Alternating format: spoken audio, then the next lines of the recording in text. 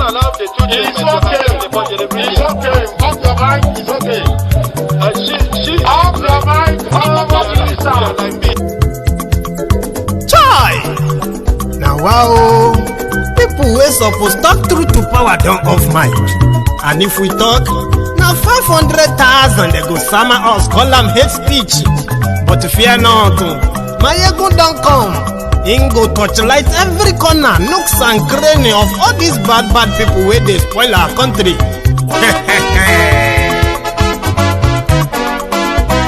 So my people make we loud, oh yo yo. Maiyegun don't come, oh yo yo. My people make we shout, oh yo yo.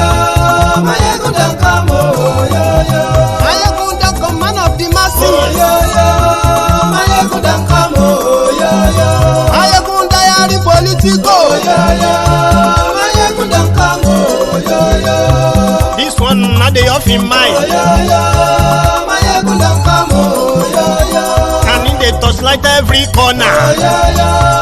Maiyegun don't come, oh yo yo. Okay, some people be they holla say they want the power. Chai. Them be promise us say we go get light and power. Nah. Them hustle sote they can't get the power. But now they know they do anything with the power. Sure. Every day dollar just they get the higher power over Naira. See them talk say make we off mind. But thank God say Maiyegun don't come. So my people make you loud, oh yo yo. Maiyegun don't come, oh yo yo. My people make we shout, oh yo yo. Maiyegun don't come, oh yo yo. Maiyegun don't come, man of the masses, oh yo yo. Maiyegun don't come, oh yo yo. Maiyegun Diary Politico, oh yo yo. Maiyegun don't come, oh yo yo. This one not the off in mind, oh yo yo. Maiyegun don't come, oh yo yo. Person where they do evil, no one make person talk. Them say that Maiyegun, that man too they talk. He too they talk. Say Maiyegun Diary, he they hot like pepper. But every day then they take money in bulk. Woman picking they the street they hawk. Still them talk say make we no talk. But thank God say Maiyegun don't come. So my people make you loud, oh yo yo. Maiyegun don't come, oh yo yo. My people make you shout, oh yo yo. Maiyegun don't come, oh yo yo. Maiyegun don't come, man of the masses, oh yo yo. Maiyegun don't come, oh yo.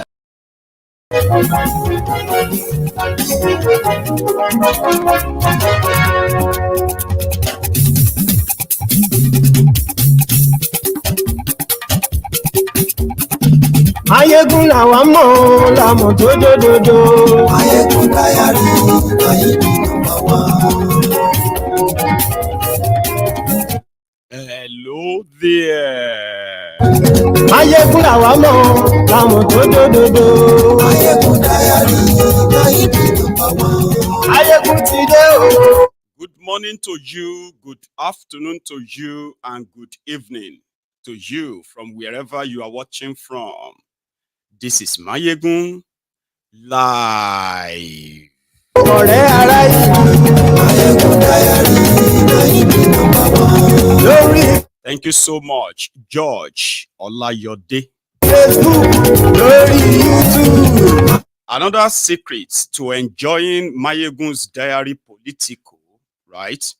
And also to be able to download Maiyegun's Diary Politico on YouTube. All it will take you is £1.99, the lowest, which also will help you to avoid adverts. Whenever you want to watch anything on YouTube, you can become a member of my platform like George, and you have all of that exclusivities.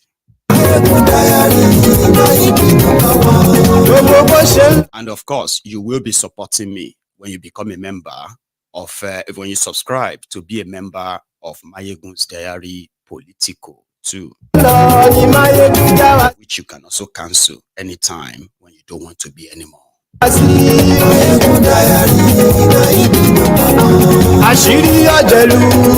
Thank you so much for joining me from wherever you are watching from. Read the caption of this broadcast, the description of this broadcast. Take your time to digest them. Invite your friends, invite your not so friendly friends, and tell them that Maiyegun is here. Oh, if you can, please.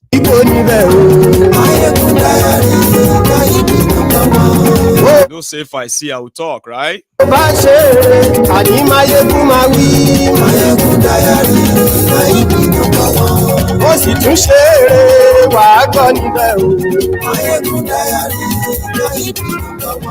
Maiyegun diary Politico. Godfatherism kò sí lọ́rọ̀ Maiyegun diary. Ẹ fara balẹ̀ sẹ́ o kẹ́kọ̀rọ̀ lẹ́nu. Àní Maiyegun làwa mọ̀ tó dòdòdò. Maiyegun diary.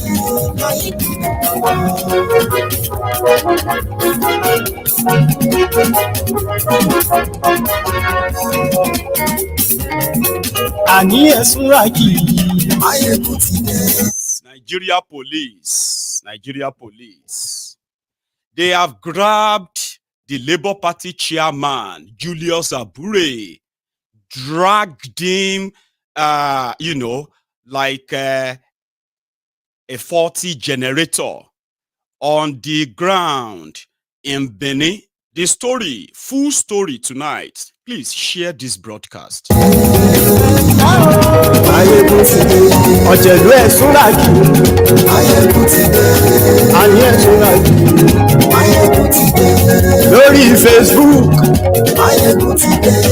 Àní ẹ̀sùn ràkì. Maiyegun ti dé. Lórí YouTube.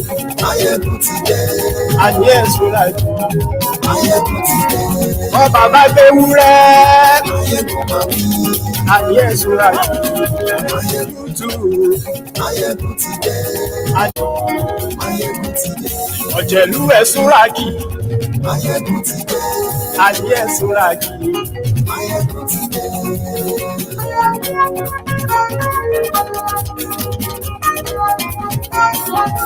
Maiyegun ti dé. Mo ti dé. Thank you so much once again for joining us again tonight. And to the new subscribers onto Maiyegun's Diary Politico. This is just, a little bit of explanation that you need to understand. On Maiyegun's Diary Politico live like this. It's a program run live, which simply means because we would expect a lot of other people to join us in the audience.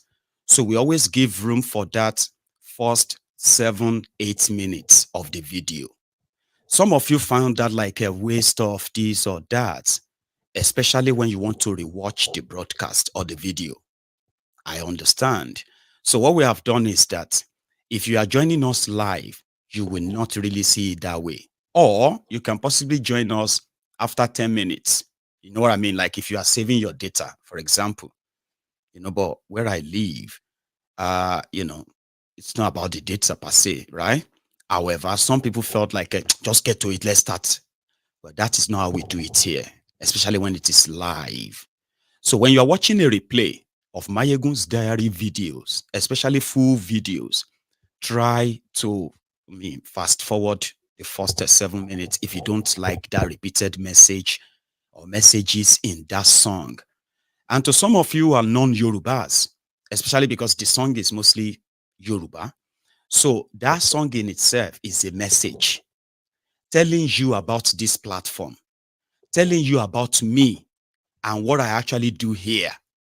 But I understand that for those who don't understand Yoruba, that's like a waste of this. But it's not, no second on Maiyegun's Diary Politico is a waste.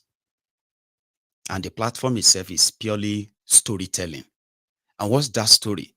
The stories of happenings in Nigeria, they are they are like real life stories that affect real people, real human beings.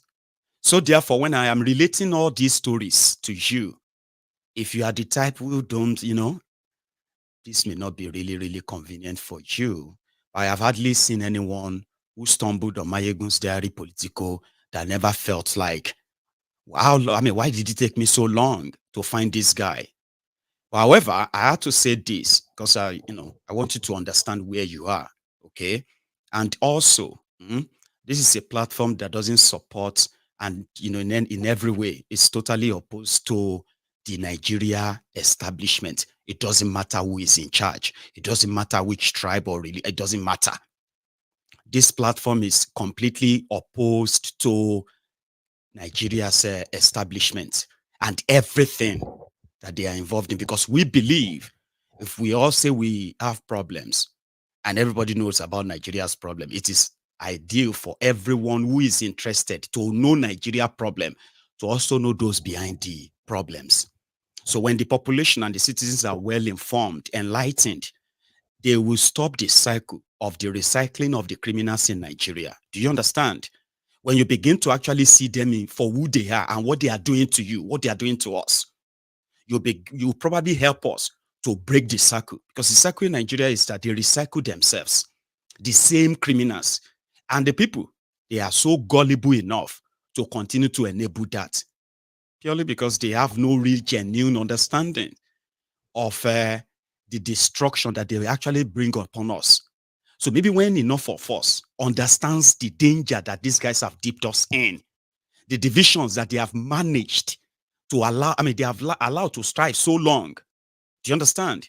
So yes, when enough people, because we have realized that all these things that a lot of us are encountering today about Nigeria, apart from the fact that they lied to us for so long, they socially conditioned us to believe those lies so faithfully, so religiously, that some of us believe that when we try to stop people that are exposing these criminals, you are defending Nigeria because you are defending what you were told.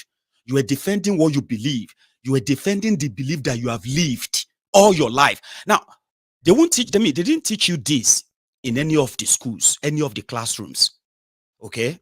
Whatever you're going to come across here, they are going to get you thinking. They're going to get you researching. You're going to have to find out more. And I promise you something. One thing I have figured out myself, the more you know about Nigeria, the more, or let me say, the angrier you will become. Yeah. And what we are now trying to do is that when the citizens become angry against the people who have been unleashing different generational poverty on them, when the people are like angry enough, such energy, such angry energy must also be positively channeled. And that's what this platform does. Yeah, you should be angry. Why should you even be like pretending? Are you happy with the situation of Nigeria right now? Like, let's be honest. Are you personally? Apart from some of you are like, yes, we knew it's going to happen. Let them suffer it, blah, blah, blah, blah, blah. But like, genuinely, are you really happy? Are you not afraid of where this is headed? Like, genuinely, maybe because you didn't really know much, or you do not understand what you know. That's why this platform is going to help you to channel that energy, that anger. They want you to become, to start burning houses. They want you to become rioters. But when you coordinate an angry population whose angry energy is positively channeled, we hereby, the result of that anger should become something that actually changes the status quo, so that our own children probably won't have to do this. Millions of children are currently locked in schools in Nigeria, in classrooms. They were being taught nonsense that will never help them in the country that these rogues have managed to foist on us. Our children are going to find out what you and I are finding out today that is making us uncomfortable. The division, the religion, the tribal that, and every other thing that has completely sort of caged us, gapped us, divided us so much that our own oppressors are so united in such gang up that we seems to be conquered people. Some said Nigerians are defeated people. Oh, they are conquered people. Like when you meet an average Nigerian under these rogues. Now imagine, this is what our own children are going to grow up to understand later. All the nonsense they are teaching them in the national anthem, they will realize later that the patriotism they are teaching them, the criminals in charge of Nigeria don't give a damn about any patriotism. These are the most unpatriotic animals you can see on this surface of the earth. So when the population understands this, we could be saving generations. Okay? And when somebody says you are angry because you want Nigeria to go up in smoke, Baba, is Nigeria not up in smoke right now? Are Nigerians not the ones who are now funding the industry called the terrorism industry with their ransoms? Are Nigerians not dying here and there today, like say in Syria? What happened to the Nigeria economy, Nigeria Naira? What happened to your jobs? What happened to your businesses? What happened to your value and all of that? All of these are pointers to even countries at war. Baba, Ukraine is fighting war with Russia. They still get electricity. They are still, these guys are still kind of coordinating trade. Nigeria is not at war. But look at you. Because they have sort of conditioned you that until you become a victim, you will never live in reality. Because to you, you grew up believing that I pledge to Nigeria, your country, to be faithful, loyal, and honest. Are these rogues faithful, loyal, and honest? To defend their unity. To defend the unity. Are these criminals defending any unity? Except for the hunger that is uniting the people.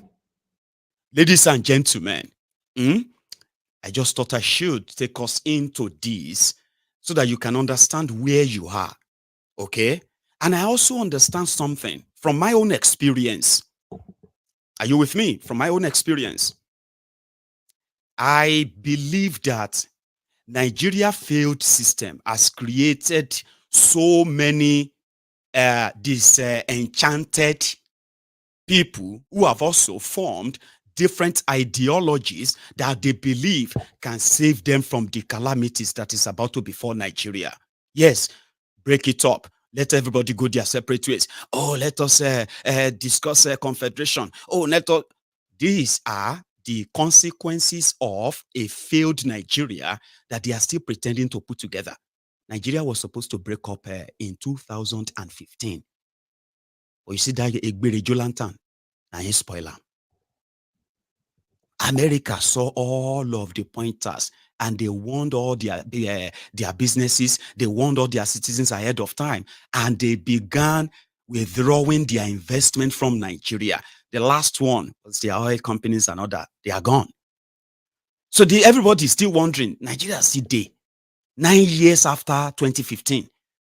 Because Goodluck Egberejo lantern prevented the bloodshed that would have prompted a lot of you that are somehow today prefer that with the way Nigeria is going, may everybody go their separate ways. 2015 would have been the time you would have started feeling like that. And maybe by 2016, 2017, few countries would have probably emerged from Nigeria today. But you won't believe that is possible because it didn't happen. Now, this is happening before you now. Nigeria is going down. And the criminals in charge are doubling down. They are still using propaganda to run an economy that deserves all honesty, sincerity, patriotism, thinking about all the lives at stake right now. They don't care, but they are telling you. Anybody asking you to stand up and question and sack these criminals, they are trying to send you to your death because they know they are actually telling you that you are going to your death if you are too uncomfortable with what is going on, to the point that you ask Tifnumbu and his gang to give way. All of them, the entire establishment, shut down. But they are telling you that you are going to die. And I bet it, before they tell you that anyway, a lot of you believe that too.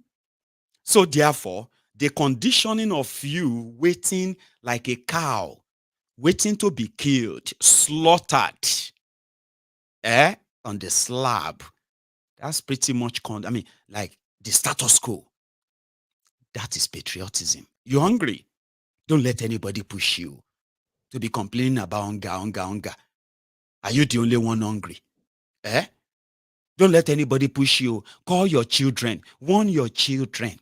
Nigerians have been hungry forever. I mean, people are conditioning their children to suffer what they have suffered. And with what we have seen so far, the pointers show to us that your children are going to suffer more than whatever you have seen. That is the future. They told you 8 years. You know what makes this even more annoying? It is the same set of Olori Brukus who told you for straight 8 years that whatever you were passing through under Bokuwari, right, that it was just for a time. You are going to enjoy it. A lot of you died. A lot of you today, you have become poorer and poorer because all your waiting game is just to wait to die. Now, the same set of Olori Brukus are now playing the same card on you. Give us time, give us. And you are also seeing what they are doing. None of them is pointing to the fact that, okay, maybe how many years? 1 year, 2 years, 3 years. Okay, let's see it. None of the action is proving that. So you can use propaganda state capture to gain power. But when it comes to working, propaganda alone will not be enough. You understand? And that is why on this platform, identifying the problems, at the same time mentioning the names behind the problems, makes us enough to say, listen, we are the creation of the failed Nigeria. For all of you who felt like Nigeria could be saved, now that you realize that it's a lost cause, okay? So we are their creation. So if we by any chance decide that because we want to say we are better than them, like it is a competition, so you begin to scrutinize yourself, attack yourselves, and all of that, like, who can break any of you more? So when you stay divided, you strengthen them.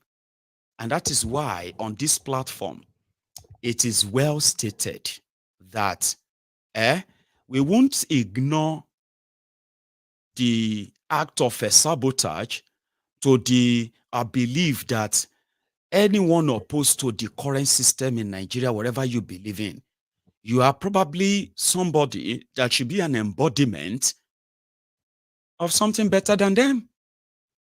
So when you begin to act mad or act like them, I mean, it becomes easier for you to be singled out and flung out. But sometimes when you are about to single any of you out and flung them out, you also need to be very careful. From experience, what these criminals have succeeded in doing over time is to ensure that, yes, they are criminals, no doubt. Yeah, we are criminals. But there are criminals among you too, who are like us. So they are not different. So around that time, you would have to now pay attention to who are the interested parties in any accusation or allegation against any group or any individual that has publicly acted in faith, acted faithfully against this criminal enterprise establishment in Nigeria. So when you begin to dig, sometimes you realize that it is like a sakara sobo. We say just a banana sobo, like throw banana to a monkey. You know something? We can just, build something up that will make them mob themselves and realize that, see, on this course of who is good or who is not good, right? We want you to believe that everybody is bad. And since everybody is bad, then what is the point in saying you can do something different or you can be part of something better than what is being offered? You know why I'm saying all of this to you is that I am not somebody who found joy or comfort, okay, in latching at or escalating accusations, allegations, or any other thing against anybody that is against the Nigeria system. You remember that saying that the friend of my friend is my friend, the friend of my enemy is my enemy, enemy of my friend is my enemy.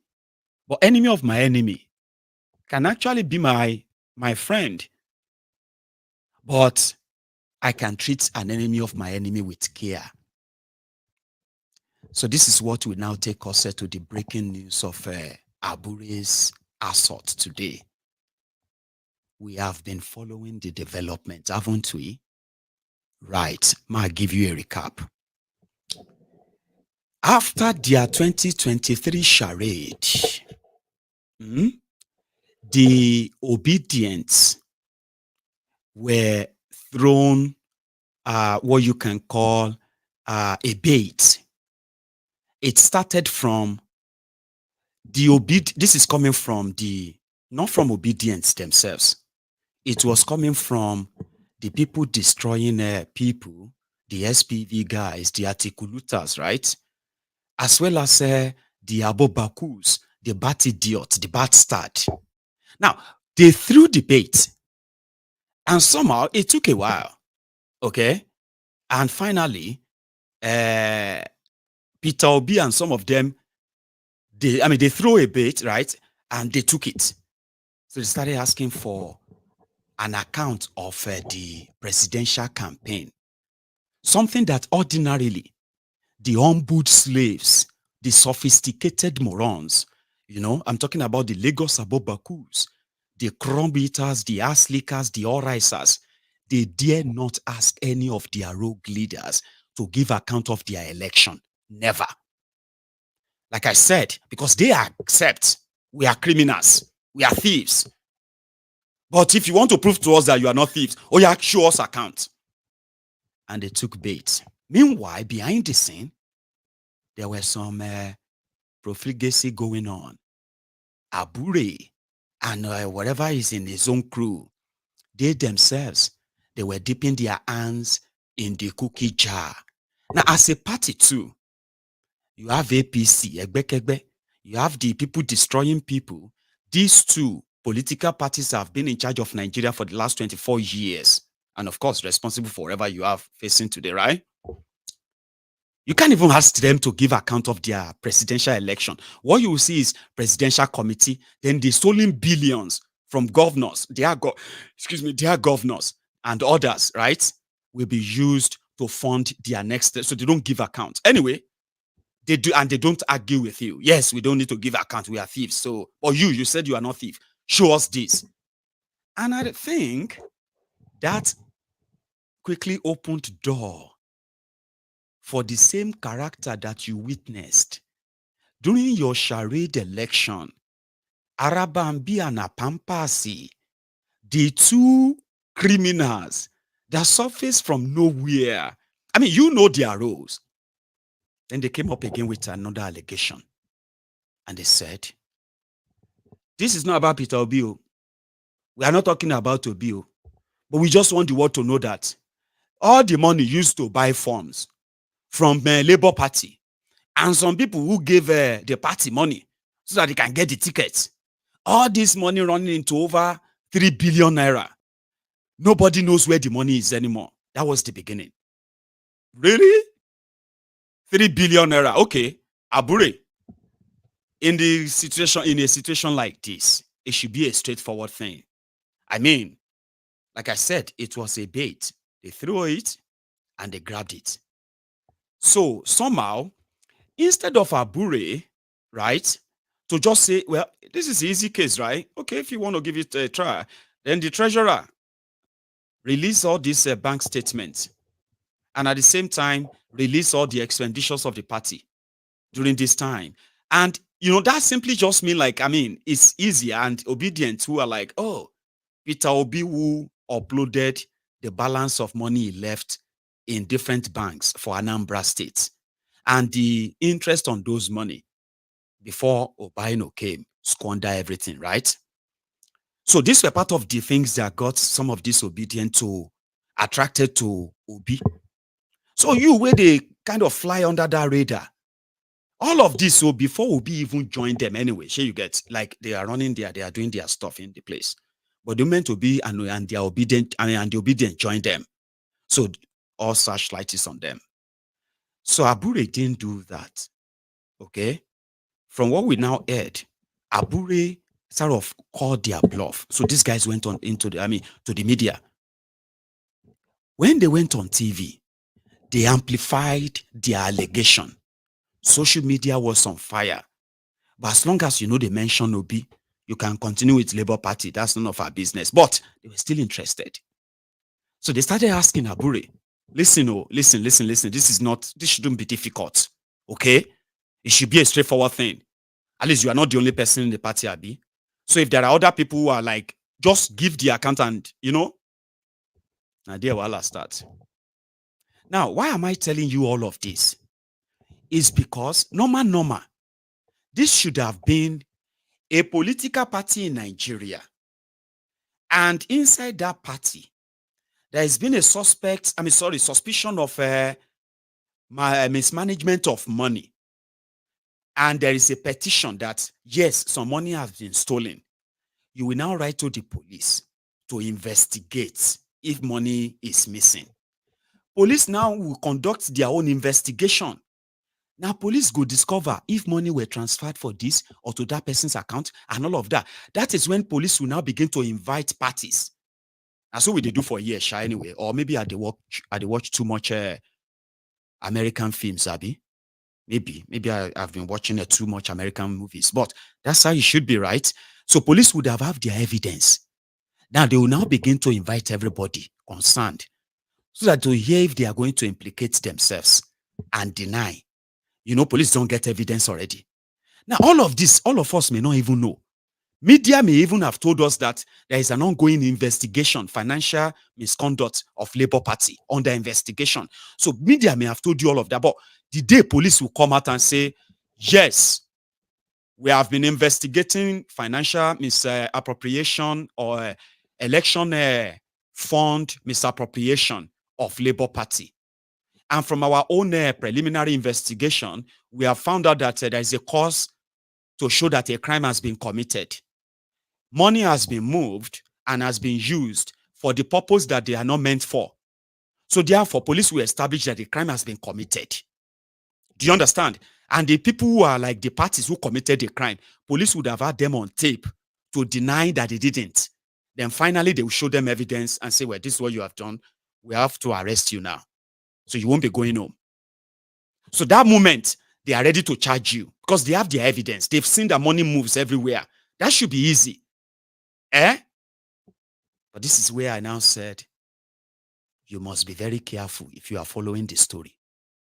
Because from my own, personal sniffing around, this was practically part of the plan to rope Peter Obi, drag him like a faulty generator in public, so that they can put something on him, and all that drama is just for 48 hours. After 48 hours, everything go back to normal. But the image of that arrest and why he was arrested, the disgrace, all of that you will see in this video I'm going to show to you very soon. All of that are just to kind of, say, she no be your party chairman be that. All of you shouting obedient. All they have to do is just to post the picture of Abure when police went to Benin today. And when they went there, they decided that they were arresting Abure because they have received a petition that Abure has committed financial fraud. Also that Abure has, is being arrested for attempted murder. Because some people wrote petition against him that Abure want to kill them. Abure has gone. Okay? And it is because Abure stole the party money. So the police, when they received the petition, they went to the house of Abure, where other members of the party were kind of around, or leaders of the party, that they received a petition that Abure has gone and Abure want to kill somebody. So therefore, he's been arrested for attempted murder and possession of illegal arms and stealing of party fund. And that was what led to all this you have on your screen. Do you now see where I said, if you are not careful, you will not see the hand of the third force that they have to break. They won't drag Gandola like this, you know that. No, they won't. They won't drag PDP chairman like this. They won't. But nevertheless, Shebi una talk say you be saint. So your chairman self na gun runner. So your chairman self na murderer abi. Because that's what the media have reported. Julius Abure arrested for financial fraud, illegal possession of arms, and attempted murder. You now get the script now. So at the end of the day, it all boils down to Abure and some other people call they mismanaged party money. Now, that won't matter anymore. What will matter is that Abure was dragged because they said he is also sponsoring terrorism.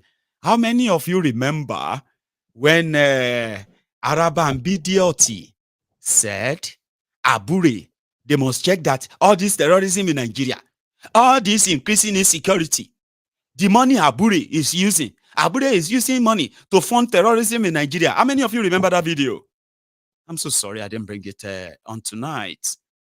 Now, the police have received petition that Abure call it is sponsor terrorism, Abure get gone, and Abure is about to murder somebody, and he has been arrested in a lawless shithole, Nigeria. Take a look at this. It's not a stable picture, okay? But please take a look. The scene when they were trying to arrest the party chairman based on the petition from the members of his party this morning.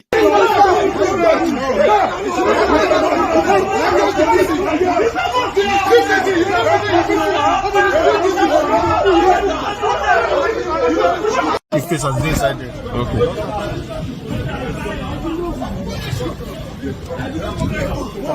I did not.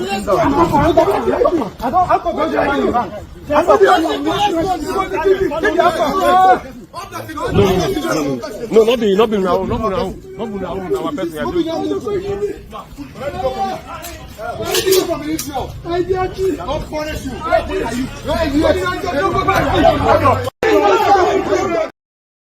Do you get the script now? Please continue to follow, okay? So immediately after all that drama and the pictures have been taken and they flooded the social media, the police had this to say, why they came for him. Mama, the other side.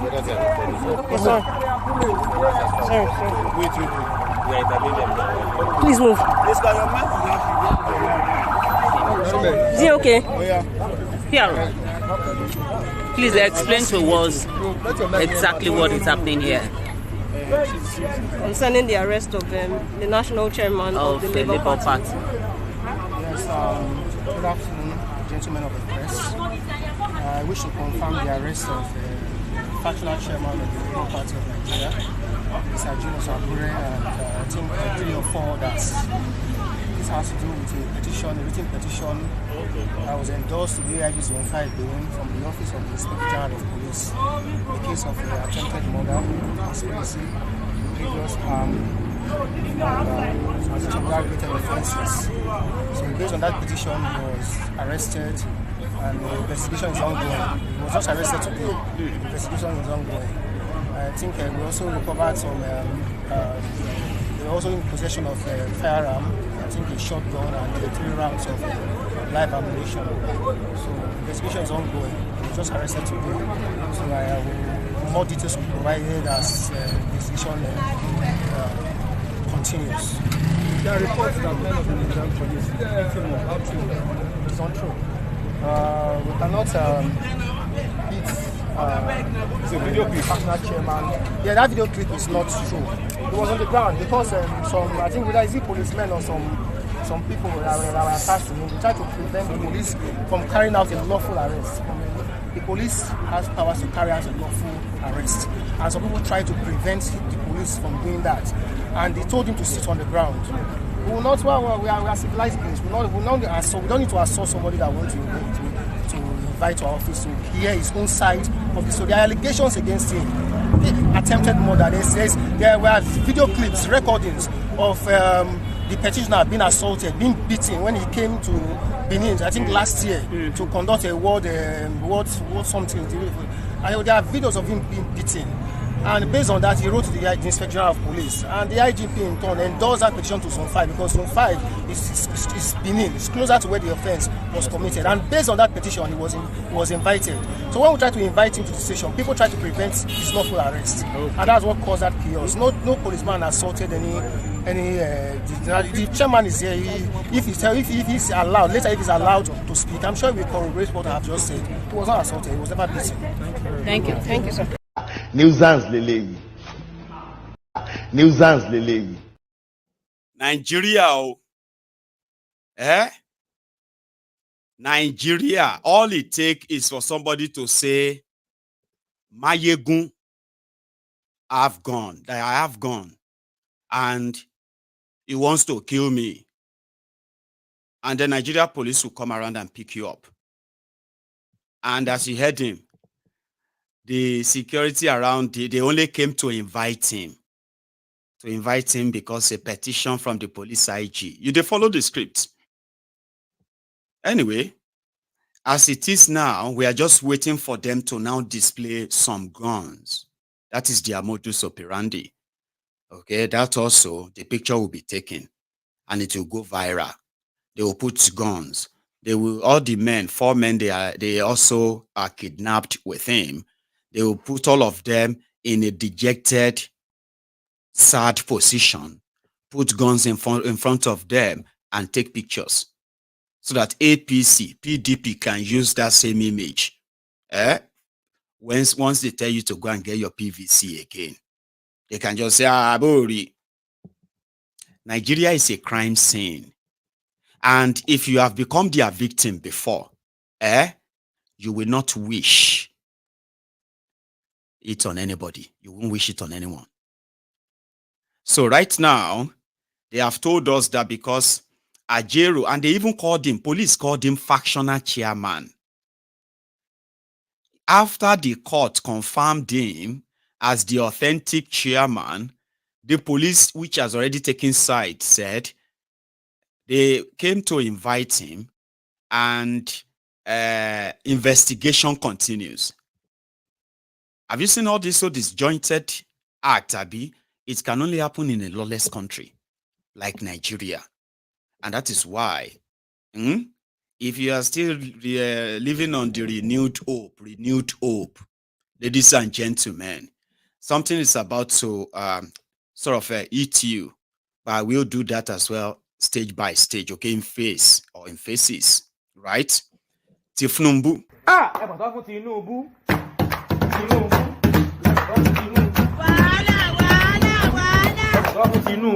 Epo betiro ita kan pere o ti sunmo 1000. God have mercy upon us. Tinubu apo iresi e kan pere o ti di 80,000. Tinubu You dey use your function to play. Tinubu gari Ijebu agolo eyokan o ti di 100 naira. Tinubu. I'm happy to be back to my fatherland. And Nigeria should expect a very intelligent ability to think and perform. Nigeria should expect that the help they needed is here. The hope that is almost teetering is back. I'm back actively. And I will hold every effort to the country of patriotism, dedication, capacity, and ability to do the job. Not negative thinking. Not the fact that Nigeria has failed.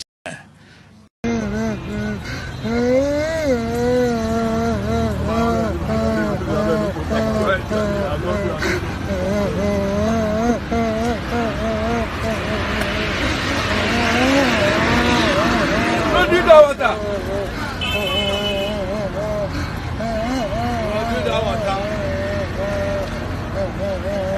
Oh yeah, Mugari to Muna. That is 10 months after. And why did I sort of take you that route? It is to also bring us to the current reality. Okay. Today, pound sterling, £1 to Naira is 2,440 Naira. I don't know what it is right now. Dollar crossed 1,900 Naira today. Euro crossed 2,000 Naira today. Canadian dollar is over 1,500 Naira. Anyway, from what we have heard from the Tifnubunomists, those ones who are telling you your hope is here, economic patriotism is here. Anyway, I will start with the drama inside their National Assembly today. And it was the fact that they believe that they have to do something about that 27.5 trillion Naira money printed by Bokuwari. They said they want to investigate. Now here, which is part of what you are currently facing in Nigeria, and some said it's the major, but I don't think it's the major, but it's seriously part, okay, very strongly. Bokuwari printed 27.5 trillion Naira and they looted the money. Ordinary bicycle, they cannot say we use this money to buy it. Even the most expensive bicycle, 27.5 trillion, they can't point to one. They share the money. Now, you printed money that you stole. So you use the money to change dollars and you stole the dollars. You also put interest on it. Imagine somebody printing money on behalf of Nigeria and Nigerians, and then they looted the money. But the money is a debt in their book that Nigerians owe you, all of you, okay? And because it's a debt, there is interest.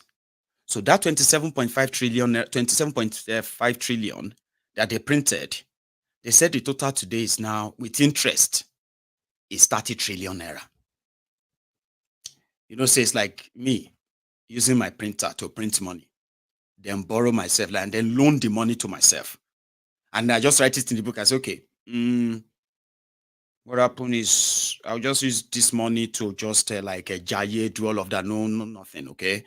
Well, it's a debt, Isha. I'll just, then if I'm tired, I can just squeeze it. That's the way they feel. But they have printed money that they have pumped into Nigeria economy in the name of Nigerians. All right? But it ended up in the private pocket of God knows who. But they do know who, right? But the debt is on you.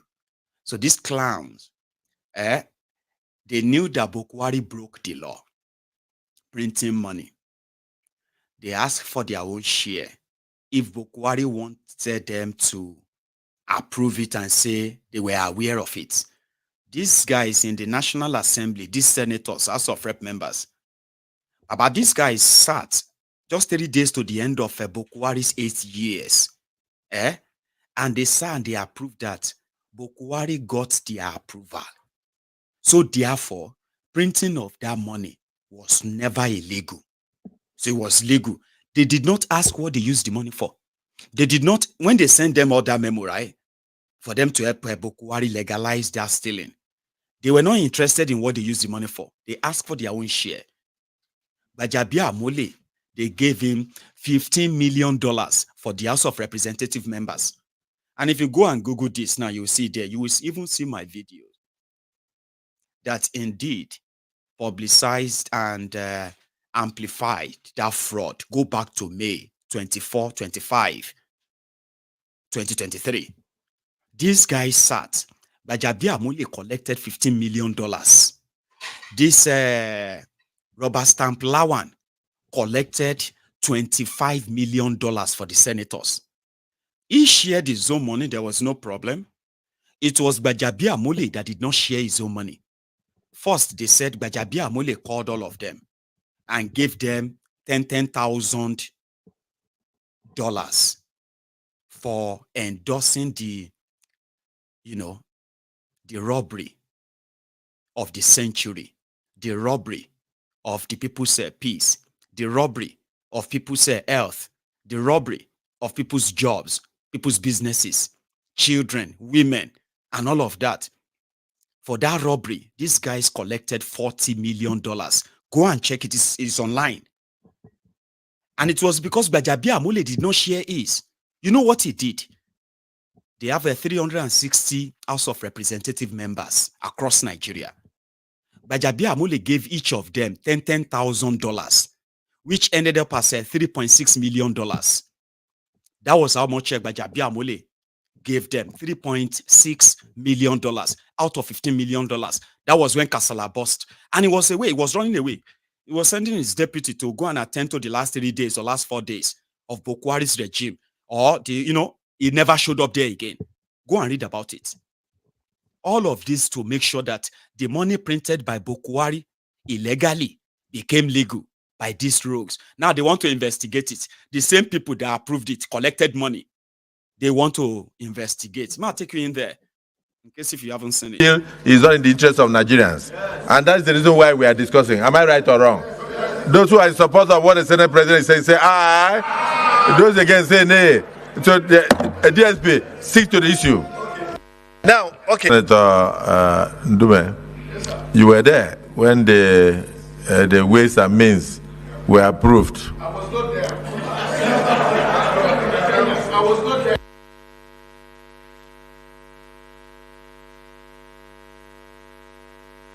But the Senate passed it. It was part of the parliament. Of doing something in the interest of the nation. We are saying what you did at that time has put the nation in more mess economically. And therefore, because of the current economic situation we have found ourselves, that there is need for us to look at the details and to know whether they were rightly spent. But then there is somebody that must make a statement on this issue. Senate President Emeritus, dismissed Senator Ahmed Lawan, just say a word so that we can go into the next issue. Well, thank you. And you called me to speak. And of course, something else happened. So I had to sit down. I have 2 issues to speak to. First of all, there is nothing that the National Assembly that makes laws on them that cannot look at them and consider them.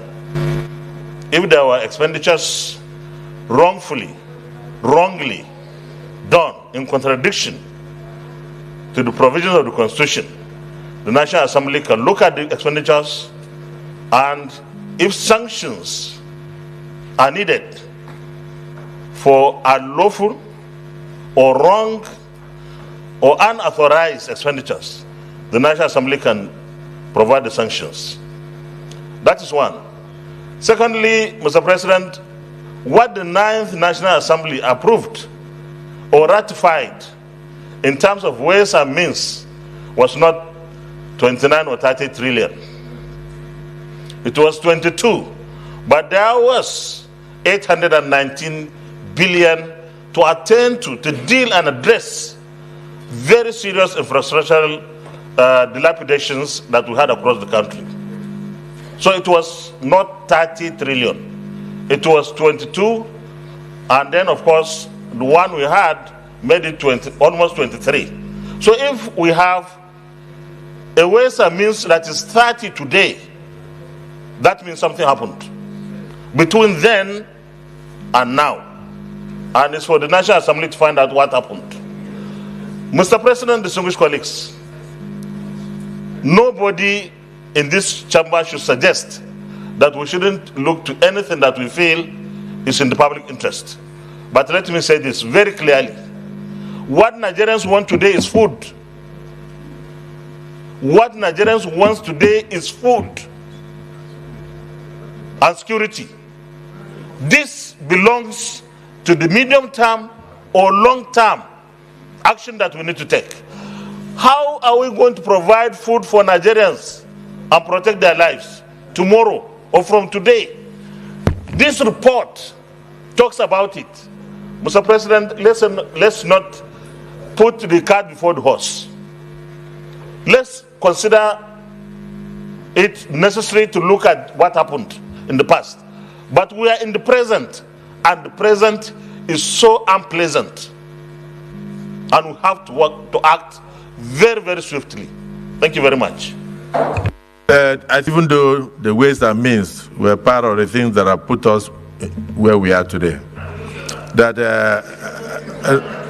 we are saying that the expenses that were not explained, the expenses that we don't have details about, put us in the indebtedness that we are seeing today.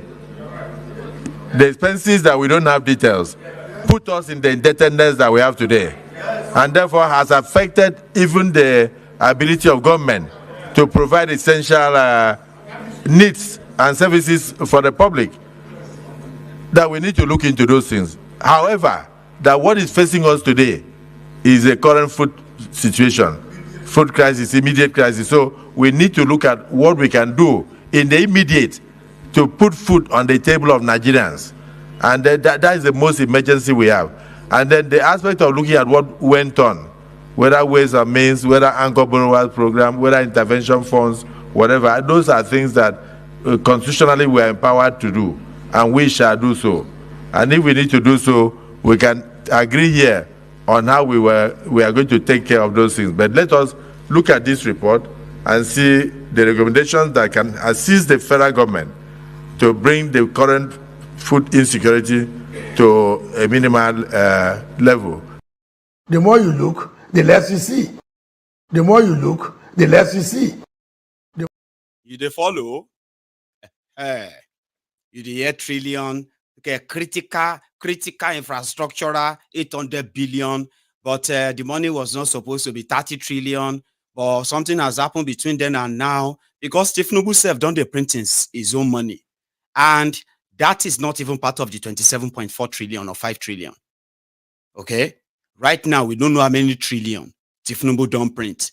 Check the money in your pocket. Have you seen those ones signed by Cardoso? They are new money printed in 2023. Oh. Yes, that's what Emefiele did. Okay, it was printing money for them to go and conduct election, APC, PDP, all of them. And I remember when Obaseki raised alarm. This is the last statement from Obaseki that told you then that they were printing money. In his own word, though, I'm going back to that National Assembly. There were some dramas that happened there. But do you know that Obaseki, who actually warned all of you then 4 years ago, is currently back again to say, whatever it is right now, hear him. When I remember, after COVID, Naira started to shout. Say, wahala they come. Say, problem they come. Say, the way that they do something for Nigeria, it will create problem for us. When I remember, but everybody they shout, say, oh, the man don't come, and so trouble is a big make. Anyway, not be that one I can't talk. The trouble don't come now. So maybe we sit down, see how we will come out of it.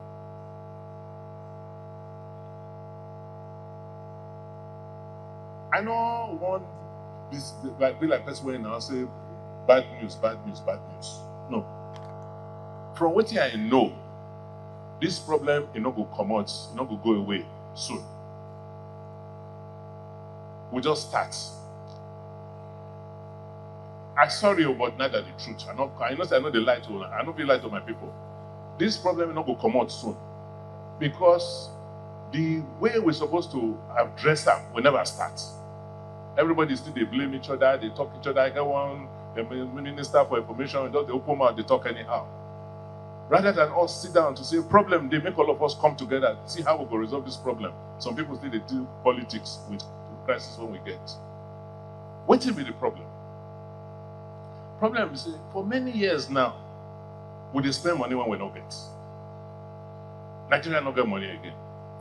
So the thing when we're supposed to do, when I remember. Is one of them who he collected part of the printed money. Because yeah, if you are printing money and you are not sharing it with the governor, now them go raise alarm. Now them go make it look like heaven go fall.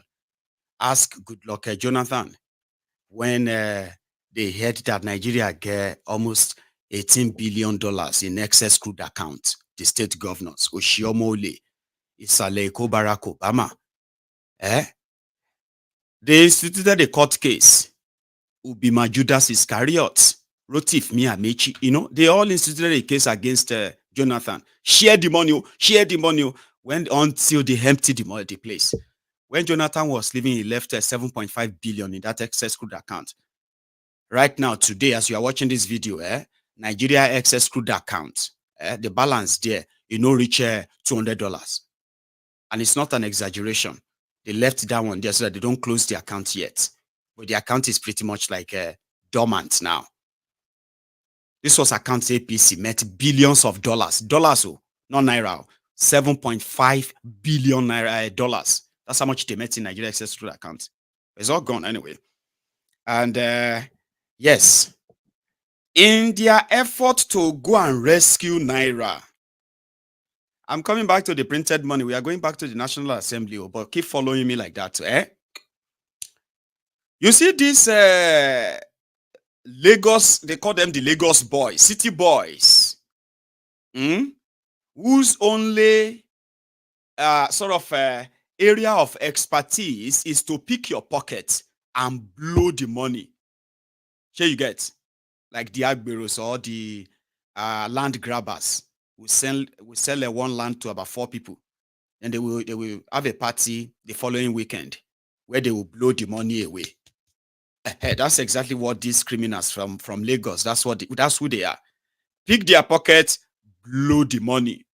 Oh, ego, Yahoo, all these Yahoo men. So they started, practicalizing with different economic, economic ideas. And every of this idea continue to backfire. As they are backfiring, lives are being destroyed. The vault of Nigeria Central Bank is empty. There is no real money there. You know something about this forex that is creating all this wahala?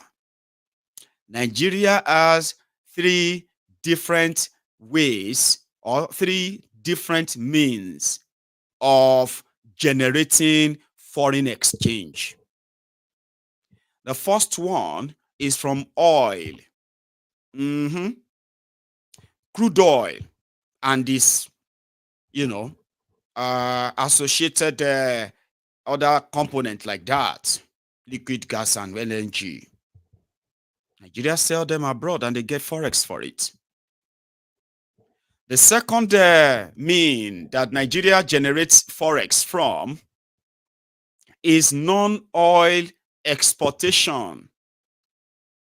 Different other things like maybe mineral resources, food, like even art. Yeah, Nigeria generates forex from all those.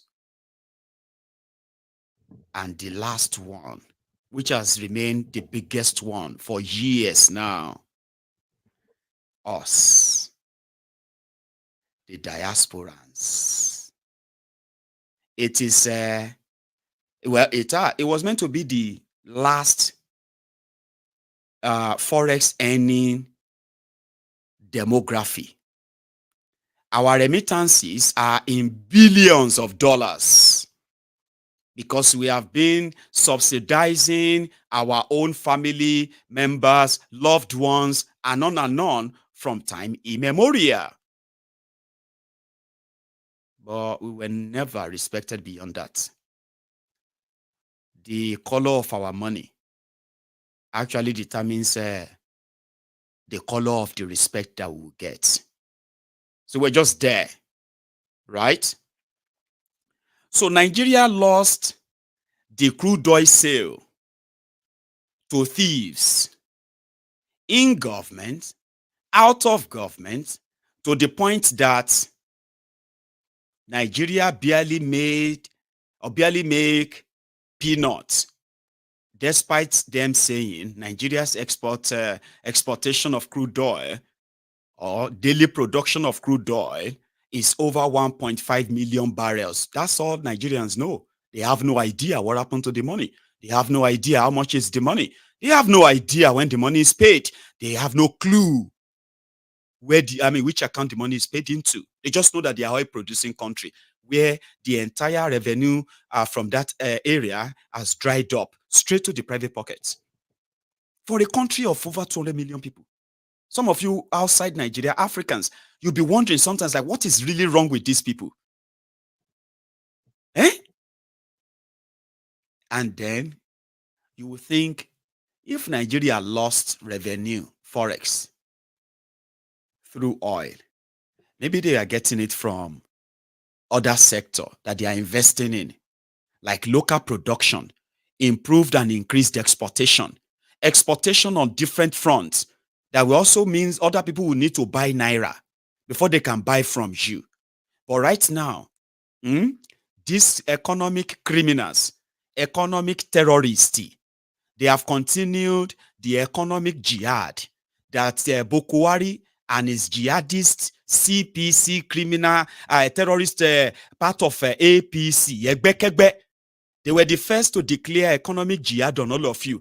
A lot of you didn't pay attention, but that's not the first time I'm mentioning that. This is not the first time I'm mentioning it.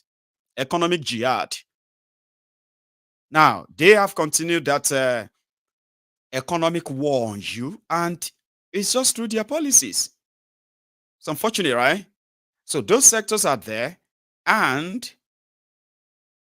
the the diaspora remittances, our money, became their last resort for a quick fix to the devaluing Naira. If all of us in the diaspora, if we can be patriotic enough to send our money through the central bank medium, so that Nigeria can have access to huge inflow of forex, dollars, pounds, all this being sent their way. And all this money, whoever is having them anywhere in Nigeria, you hand them over to the central bank. What are they going to do with the money? They are already printing Naira that is valueless, that they are going to use to buy any available dollars. And majority of us in the diaspora are completely no longer interested in helping Nigeria. And that's what I'm going to say. We are really not interested anymore. Ask people who used to plan that they want to spend 100 million, 200 million Naira, converting their dollars to 200 million, giving the money to your government, converting their other billions and billions that they are doling in. But do you know how much is $40 billion when that comes into your economy? So what we are now doing is that we are not going to help these criminals to last too long anymore. Let them continue to practice all of their voodoo economic policies. The subsidy they removed that put you in these problems, they have returned it secretly. But they are not even telling you how much they are paying for that now. All this secrecy will blow one day. Now, since all of us in the diaspora are beginning to question our own choices, decisions, why do I have to go and put all this money in that place? Why do I even need a mansion anymore? Why do I even need to start a factory anymore in that place? I don't want to waste my money anymore. I'm not going to take that. I'm not saying some are not still trying to come, but now crumb, they fall inside Nigeria.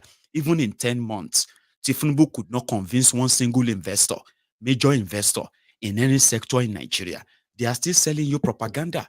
Nobody wants to do any business with them except those who want to borrow them money that will further devalue your Naira. And that is why today they are telling you one thing, things are going to be better.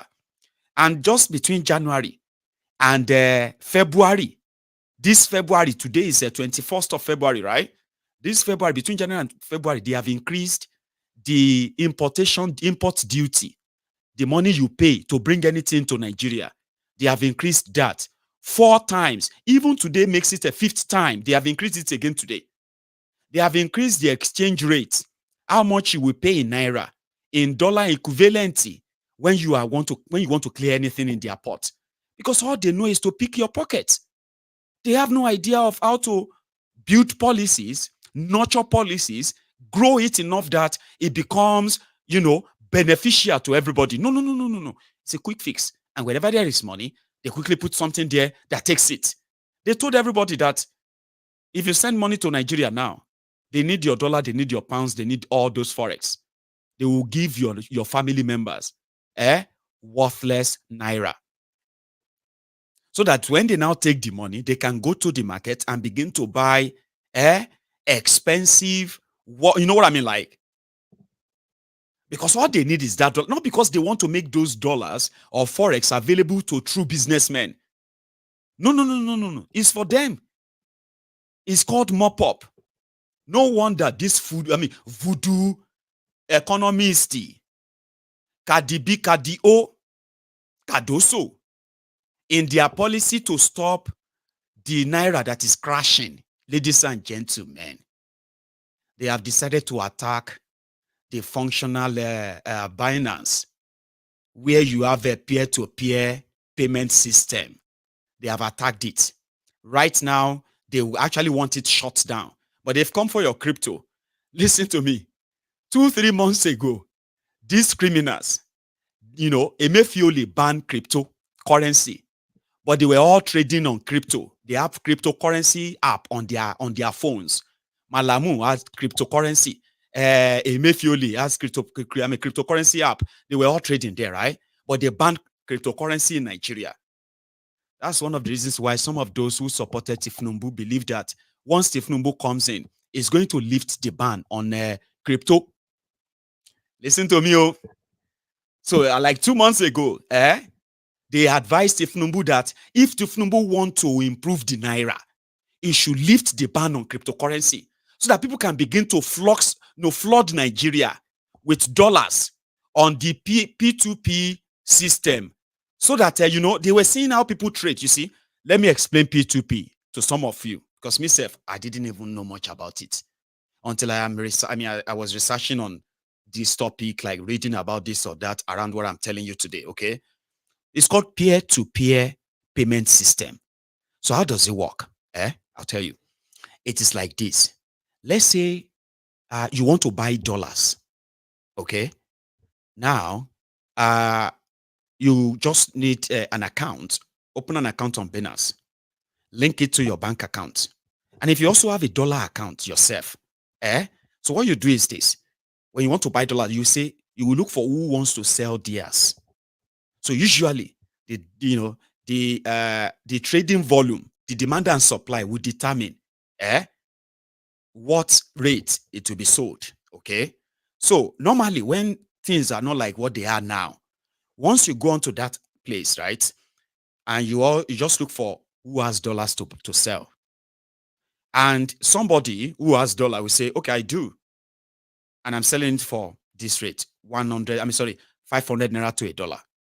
So that person have that dollar in their own bank account that they want to exchange for Naira, which you need $1. So what will now happen is that you see the platform is just to ensure that that transaction that you are doing is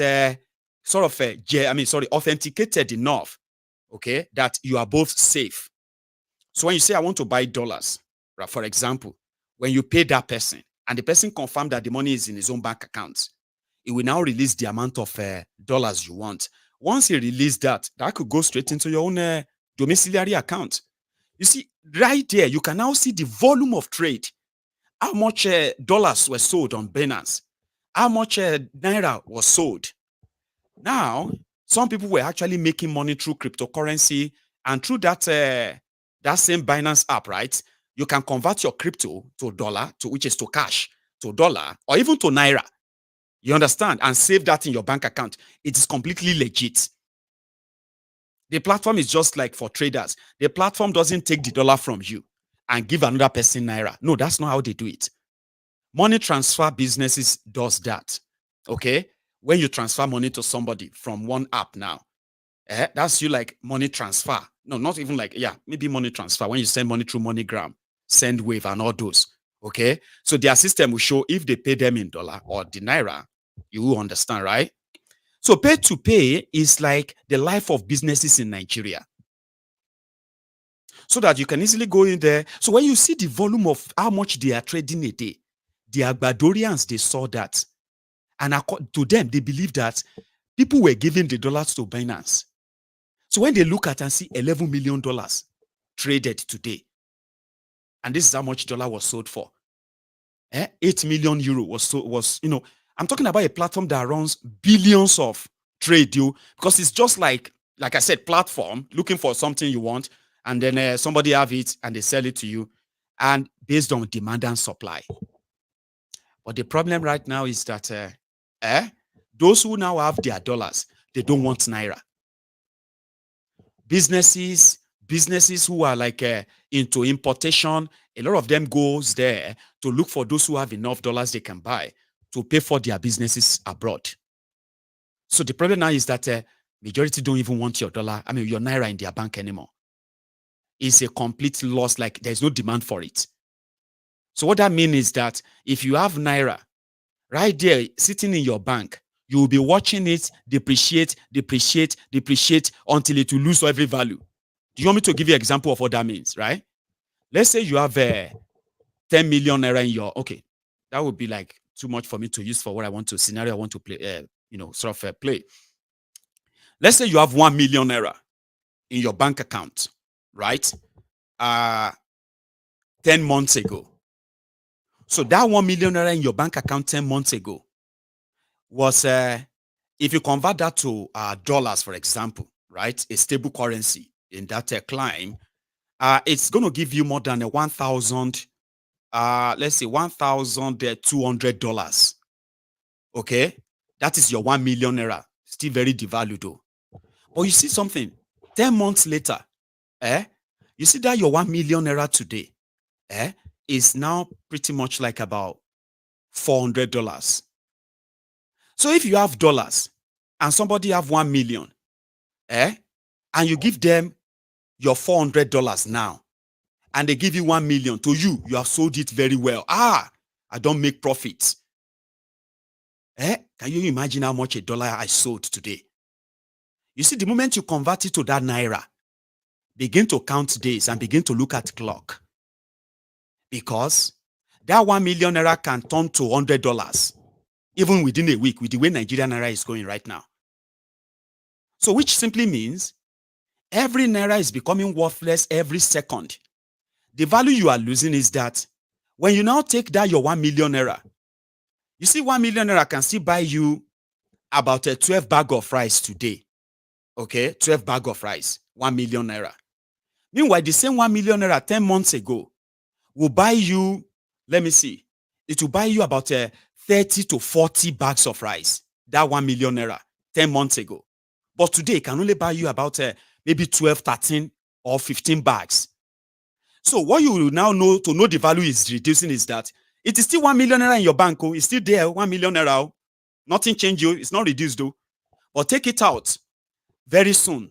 That 1 million Naira probably will only buy you 5 bags of rice. Do you understand the depreciation? That has now made it worthless every day.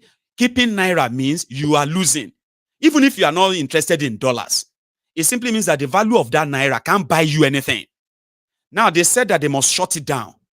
They must shut it down. It's the reason why Naira is going down. See how much Naira, because an average Agbadorian believe that when they see $12 million traded, they believe that dollar is in somebody's pocket.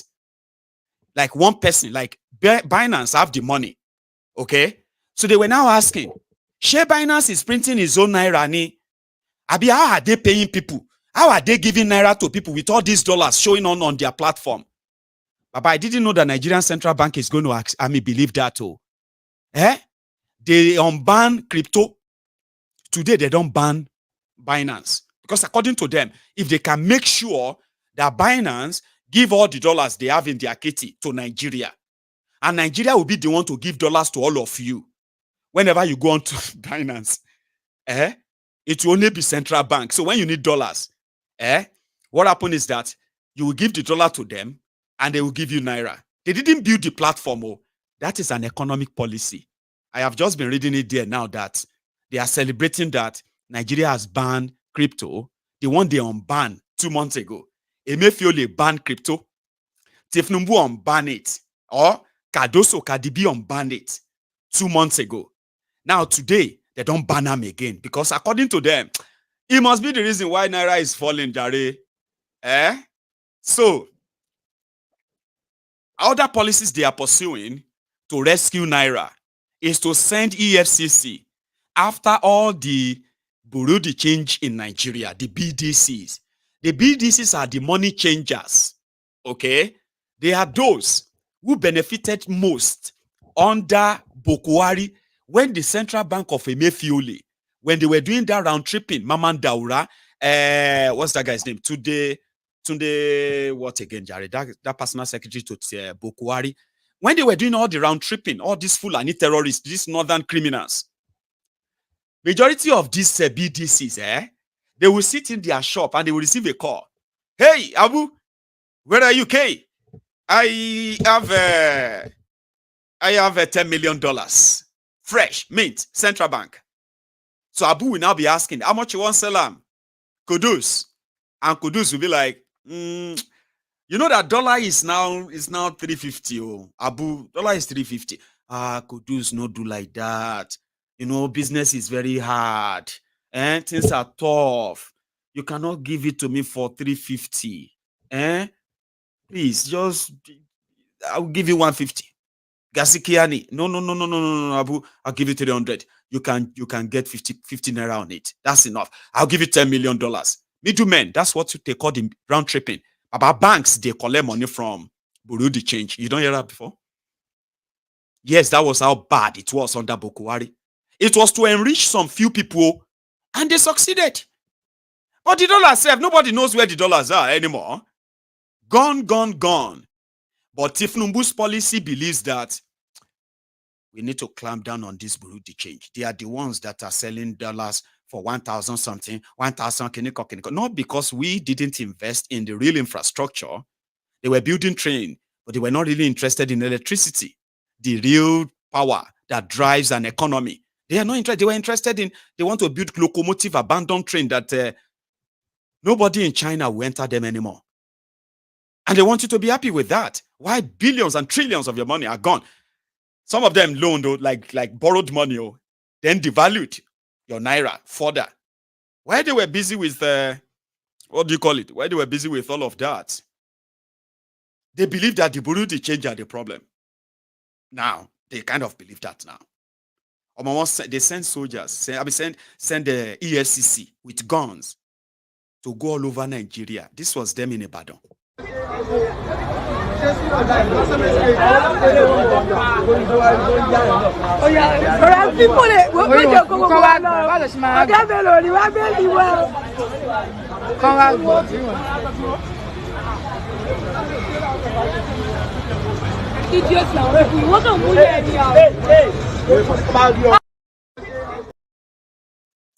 Those are the Avengers sent to rescue Naira in the hands of the Bureau de changes in Nigeria. Tifnumbunomics. And you will be say you are educated. You are obsessed with me. Abi, you are asking me what is my problem. Are you smarter than these people? Do you know what they are doing? Like, I mean, let us not everything will be criticizing. I have told you people before, I said, when you meet educated Nigerians, not all of us like that too, but when you see educated Nigerians, they are more dangerous, more callous, dubious, duplicitous than those who are not educated like them. What an illiterate will not say or do, you will see this educated, ear-head, empty head, angolo heads. They will be spewing all this garbage, all this rubbish with confidence and Queen's English. I've seen it happen many times. See how they are rescuing Nigerian Naira in Enugu.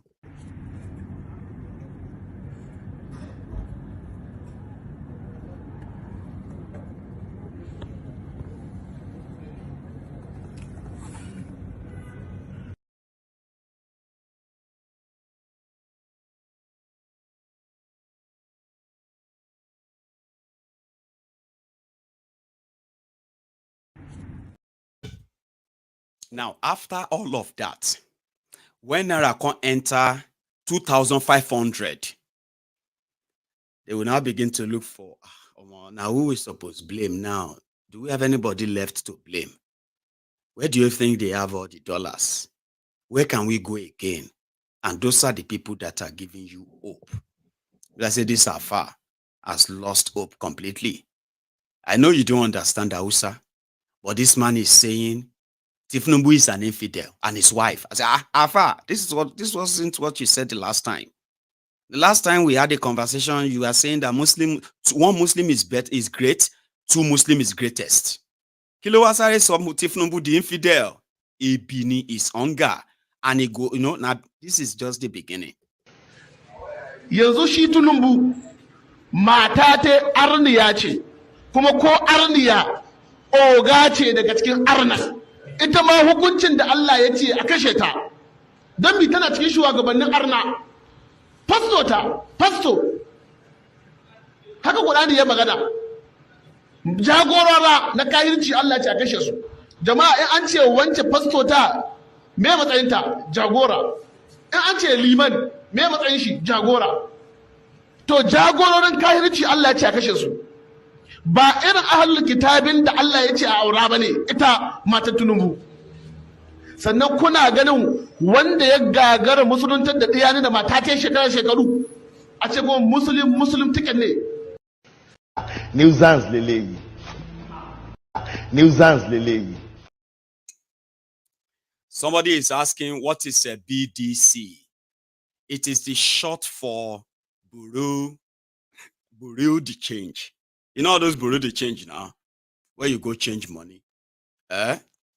Under bridge, inside markets, in some certain offices. Some of us have been into those Bureau de Change many times. And they treat you so right if you are coming to change dollars. If they ask you how much, $2,000. Oh, come. What would you drink? They will quickly put on the generator, put on the light and all that. They are those changing money. And they are the ones that are now being blamed for the crashing Naira. So in order to rescue Naira from them, they sent EFCC to all of them all over Nigeria, Lagos, Abuja, Delta, Benin, Aba, everywhere. I don't know how many dollars they rescue and how many Naira they saved. But this is a clowning country. And these are more reasons why, as they turn Nigeria to a pure joke all over the world, the patriotic thing to do, okay, is to team up and sack them. And I'm not going to, I've told you how to channel your energy, like reason why we have to channel it positively. Do not join anybody asking Tifnumbu to go, okay? You should join hands and tell them the entire establishment must go. Make your demand very straightforward and firm and something that is actually realistic. If they tell you that they are working on the food, this or that, everything will soon be fine. You know they are lying to you, Abi. Let's go back to that National Assembly. Because now, right, I have done my best to stay away from this Israel and Hamas war.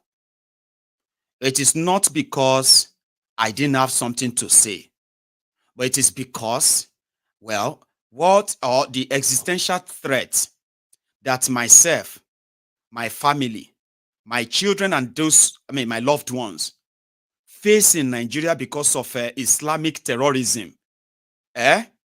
is more sort of important to me than what is going on in, what is going on in Israel and what is going on with the Hamas. But if I now see somebody that is a known terrorist all over the world who went to Nigeria to glorify terrorism, somebody who is a declared wanted terrorist, Islamic terrorist. Now, let me say something here because I'm coming back to it too.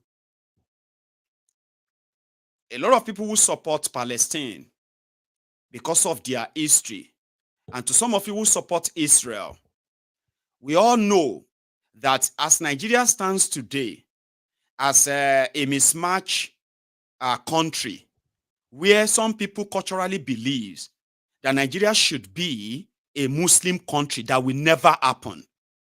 It's not going to happen. However, there are those who are telling us that, all right, watch us. And we are also watching the system systematically, bringing all these fanatics, Islamic terrorists into Nigeria. So listen to this. So we know the history of, and whatever batch you belong to because of your religion, because some of you are associated with them because of your religion. But somehow, I personally will let you know this. Hamas is not Palestine. Do you understand? And for those who know Hamas very well, and those who are mixing them together, especially with what do you call it, with the Palestinians, and some will tell you Palestinians are Hamas, but I don't believe that. Do you understand? Or you see, when people who have the ideology that they are fighting for the to them, they say they are fighting for the liberation and freedom of Palestine, free Palestine. All right, that's a just cause. It's pretty much like saying, you know, free Biafra, free Yoruba nation, and all of that stuff. They are just causes rather, right? Now, when you now say killing people who you consider as infidel, including civilians, all right, if you choose the violence, the terrorism that we witnessed, I saw what happened in October 2023. Here you get, and I actually saw Nigeria brought in a wanted terrorist from India. And he was given a red carpet, and he called the Sultan in Nigeria. He called him head of state of Nigeria. So somebody like myself, I shouldn't be part of that. I don't want to be part of that. And I know millions of other people from other parts of Nigeria will never want to be part of this. Now, if you have a people who want to have that belief and that traditional system of Nigeria should be a Muslim country, good for them. Do you get that now? But when this guy now turned up and is being given a red carpet in Nigeria, including the appearance on Nigeria national TV to justify act of terrorism. Baba, these terrorists attacked music festival. How is that fighting for your right? How is that fighting for liberation? Then you can turn around and tell me, you closet terrorists in Nigeria, and tell me, what about Israel that has been killing them? Fine. You are like, which is pretty much bad, Abi. You have a point and say, okay, Israel has been killing them, right? So could you tell me where this same Israel or whatever they are, right, attack the music festival where women, children, youth, disabled people were slaughtered, and these guys were shouting Allahu Akbar. Not just that, they were displaying all their captives. Now, all of you who are now seeing all this wreckage, the kind of whatever you say Israel is committing in Gaza today, as horrible, as horrific, that should never even have happened, right? But if you witness what happened on October 7 in 2023, and the level at which these guys were so fulfilled and happy, some of them were calling their mothers that they have killed this, have killed so amount of this. Now, I said I will stay away from it as long as this same ideology, this same fanaticism, this same terrorism is not putting my life and the life of the people I love in danger in Nigeria. So when I now watch people who coordinated this, went on national TV in Nigeria to say it was a military operation and they did not kill civilian, you know what that triggers in me? It just automatically tells me all those external influence that are influencing the ideology that God gave us this or God gave us that, and it was ordered by God and this and that we are witnessing in Nigeria with the Fulani terrorists. When you look at the people these guys are meeting in Nigeria, and you are still asking yourself, who are the coordinator, who are the sponsor of terrorism in Nigeria?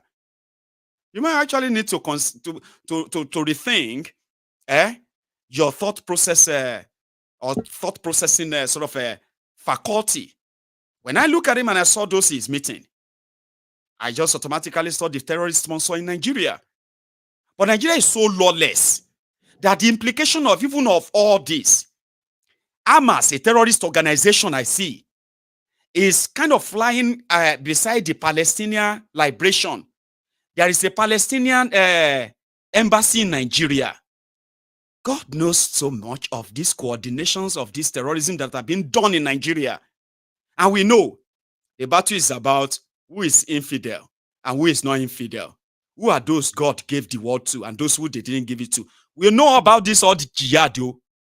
I'll come back to you. We'll go back inside that the National Assembly. There's something I want to show you there. Here. Is not in the interest of Nigerians. And that's the reason why we are discussing. Am I right or wrong? Those who are in support of what the Senate President is saying, say aye. Those against say nay. So the DSP, stick to the issue. Now, okay. Senator Ndume, you were there when the Ways and Means were approved. I was not there. I was not there.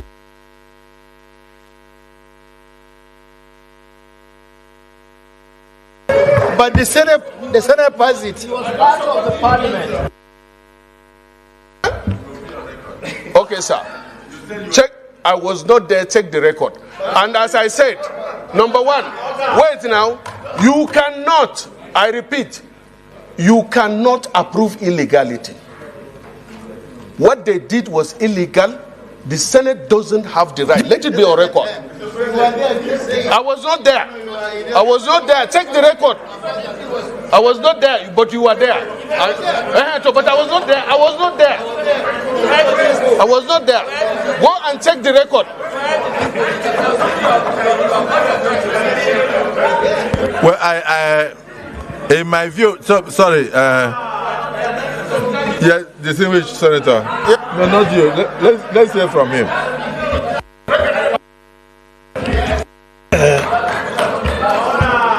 Mr. President, my name is Mustafa Habib, representing the people of Jigawa Southwest.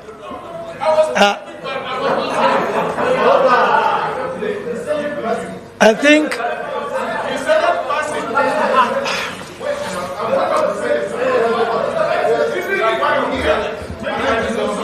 Chief Whip, I have the floor. I have the floor.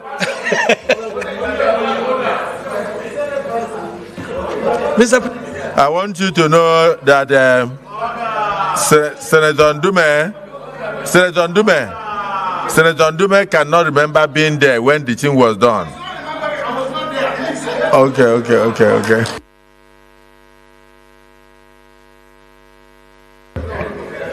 Mr. President.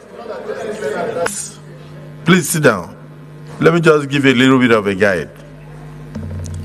What the older senators who were in the last 9 Senate are saying is that the total amount of this 30 trillion were brought before them for approval so that the records could be set straight. But however, that they left the caveat that yes, we can approve this, but we want to see the details. And that up till now, the details have not been provided. That the only detail provided is the one contained in the 819 supplementary appropriation of 2022, which is the 819 billion, less than 1 trillion. So 29 trillion plus of this amount. And in addition, Mr. Speaker,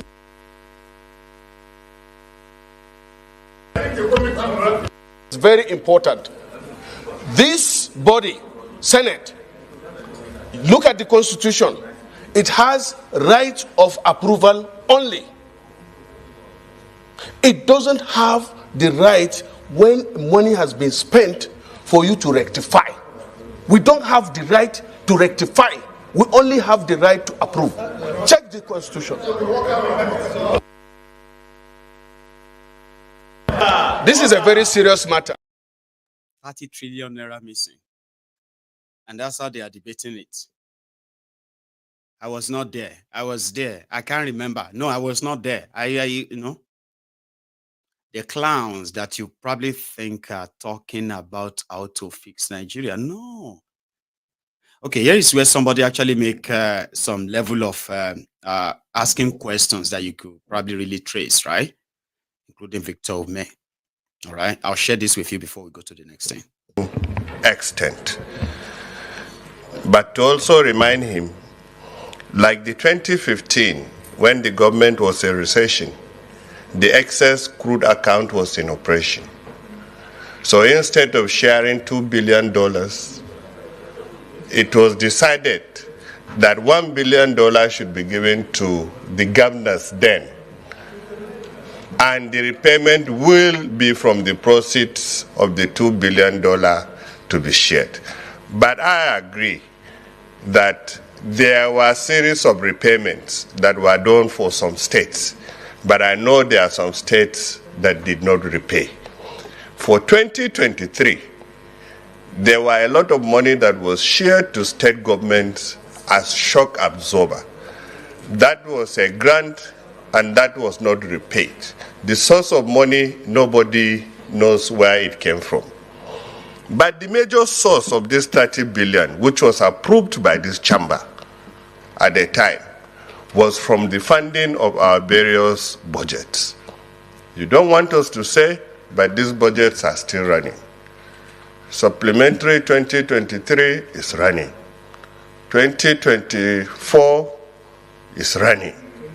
2022 is running. So we should find a way to harmonize these budgets to stop running in such a way that we can contain the quantum of money supply into the system. Whatever the CBN governor will say here today, he doesn't know the extent of money that are going into the system. I know so many people in this chamber will say, would not say it, but let us harmonize that one to reduce the quantum of the ways and means that is in circulation. 3, there are also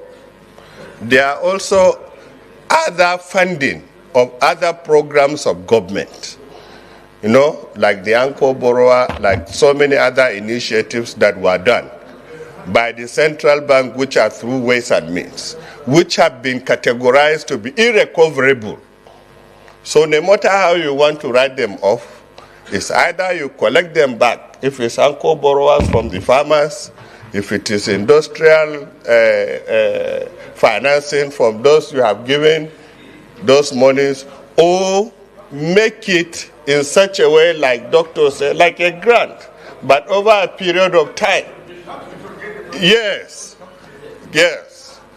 So I agree that a special committee should be set up to look at this one in particular. You know, not that we will sit down and be covering the fence and be protecting ourselves, no, so that the truth will be known about the embodiment of all this 30 trillion and how we will properly take care of it. Thank you, Mr. Chairman. Thank you, Mr. President. I'm happy that we've come back to this prayer number 1, 4.1. You were not here when I contributed to the debate on this report. I pointed out that this 4.1 on ways and means says the government should prioritize liquidating the 30 trillion ways and means obligation of the federal government through a quicker resolution mechanism. I said that recommendation is not precise. Quicker resolution mechanism instead of the securitization for 40 years.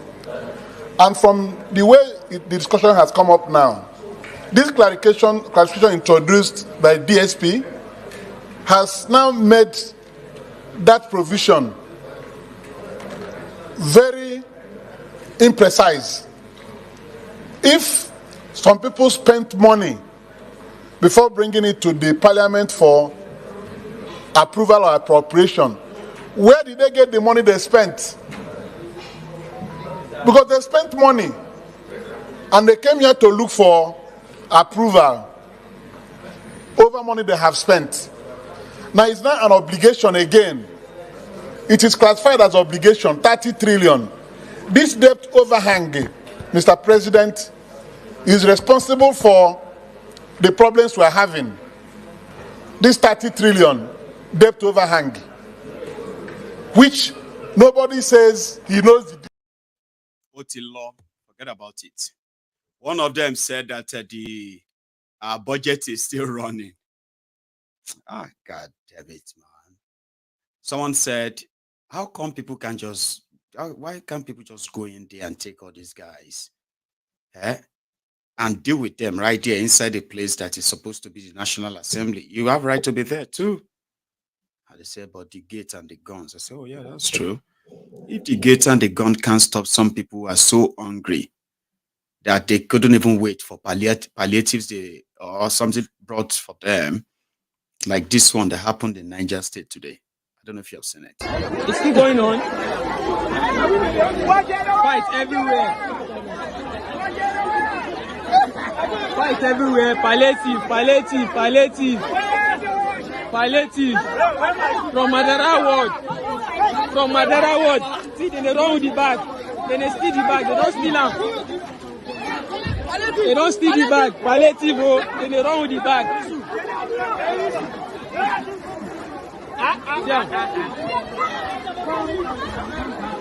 Siam for grand. C'est our palliative. See palliative for grand. See palliative for grand. Auntie, you want? Take. Turn my own.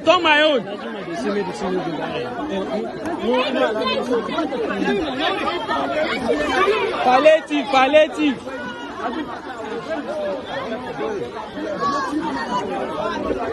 When I start avoiding one guy, you see?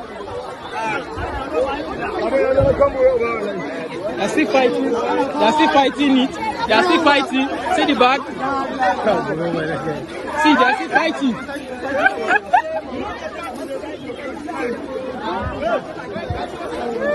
They're still fighting. Palliative.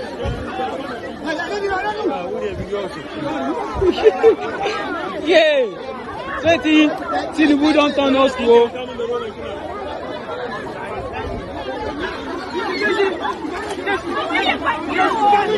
Can I see around with the back? Hey.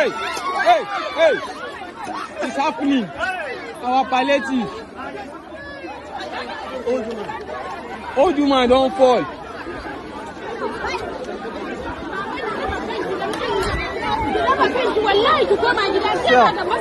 Now, old woman.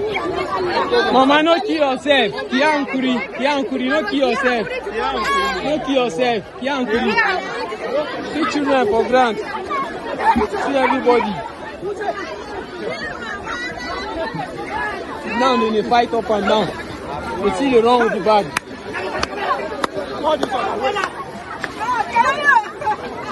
Get down.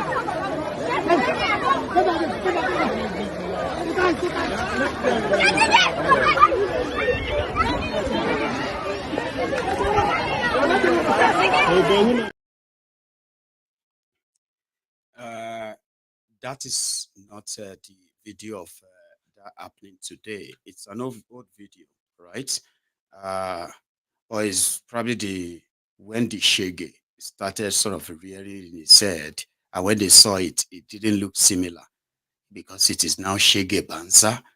The last one they saw under Bukwari was Shege. They were familiar with it. So when they see Shege coming, they just say, Sonu, Sonuku, Sonu Daku, Sonu Dari, and the rest of that, just to say hi. A lot of them are beginning to see that if Numbuzone is a Shege Banza, I don't know what it looked like. If you have seen it before, you should let us know. So one of the famous things going on, one of the popular things going around now is that that's why the fact that we are seeing videos left, right, and center where people have always been complaining. And then you've seen the videos of the Igbos. They say, why are the Igbos not protesting or complaining? Well, not everybody told us why, but a lot of us know why too, okay? Because Igbos are businessmen, artisans, and they are mostly about service and service, okay? Which means you are going to need their service. If you don't need a maker service, you're probably going to need Uche's service. If you don't need Uche's service, it may just be Obina's service. And I'm just naming males here. I'm not even mentioning their women yet, right? So it's pretty much like what they said they are, but somebody's kind of explain it better. And this is somebody who link how they are already used into calculation. The Igbos are used to calculation. To them, it's either plus or minus. Here you get. If you do it this way, it's going to be a minus. Minus is loss. If you do it this way, it's going to be a plus. Plus is profit. So it's a simple terminology, a simple theory. I think he put it better when he now link it to the happenings in Nigeria, especially when people are making terrible decisions. People who don't understand how the mindset of an average Igbo works. This man said something and he said, Igbos are not just economy to Nigeria. Igbos are like economy to the world. Wherever they are, they will create an economy around the space. Like what he said in this video. Please listen. People are asking questions. Why is it that Igbo people are not complaining to the current regime? God bless you, sir. I love the question because when I've been telling them before, say, Igbo man no believe in Nigerian economy. You are believing in the heavenly economy. We calculate before you do. You hear me? Because you have already calculated my nose how the regime will be. Are you telling me? How the regime will be. There was joking with Igbo man. There was fighting Igbo man. Igbo man no have any problem with your brother. Igbo man no against your brother. But Igbo man against the administration of the government. They are not doing well for the year of Buhari. How can this man will do well now when Buhari have finished the country? So what are we talking about? We are talking about here that anybody that led the evil foundation is always leak it. Yes. Now me talk am. You see anybody that led evil foundation is always leak it. Now Bible na talk am, no be talk am. You dey hear me? So what I'm trying to tell you is that Tinubu have already laid evil foundation from the beginning towards Jonathan. When is the protesters where they are they? The people who protest in the time of Jonathan, where are they? All of them, where are they? Now, so are you trying to tell me there's nothing like a protest again in Nigeria? It can never affect us. Okay, it's not. See, now when Buhari regime, God begin to bless me. In the time of Jonathan, I was selling tissue and newspaper. When Buhari enter, God can't teach me another level of. I have to go and learn work. Which work I learned? I learned how to fix windscreen, motor windscreen, glass. Now I am selling the glass and I'm fixing it. So what in fact, I can't complain because everything about me was fixing up by the same God. Now, imagine that if Nigerian government see you with windscreen, it break, they will arrest you by VIO. They will invite you to VIO office and you pay money. You go still come and make a confuse the glass there. So I take affect me, can never affect me. It's work of God. You hear me? It's work of God. The hand of God is there. The people are not suffering in this regime. The person want to suffer as Igbo man have to suffer. He's a lazy man. I never see Igbo man as a lazy man. Igbo man struggle to find what to do, to use to sustain themselves, no matter any situation. Any Igbo man that suffered now is a lazy man. Let me talk am. Fix yourself, your brother will accept you anywhere you come. No matter anything. It's only Igbo man that have something called in fact, conscience of a brother. Yes. So other Nigerians will be complaining. They will continue complaining on Kingdom Come. Now they vote for Tinubu. Ominoko, now my brother. Yes, it's your brother. Let your brother continue sharing you Gary, share you Indomie, share you bread. And when they're giving you the bread, they go use packet to follow you bomber to bomber. This one is not a prophet. He happened to Agege. Oshodi, among of others places. It's your brother they share with the bread, they kill you,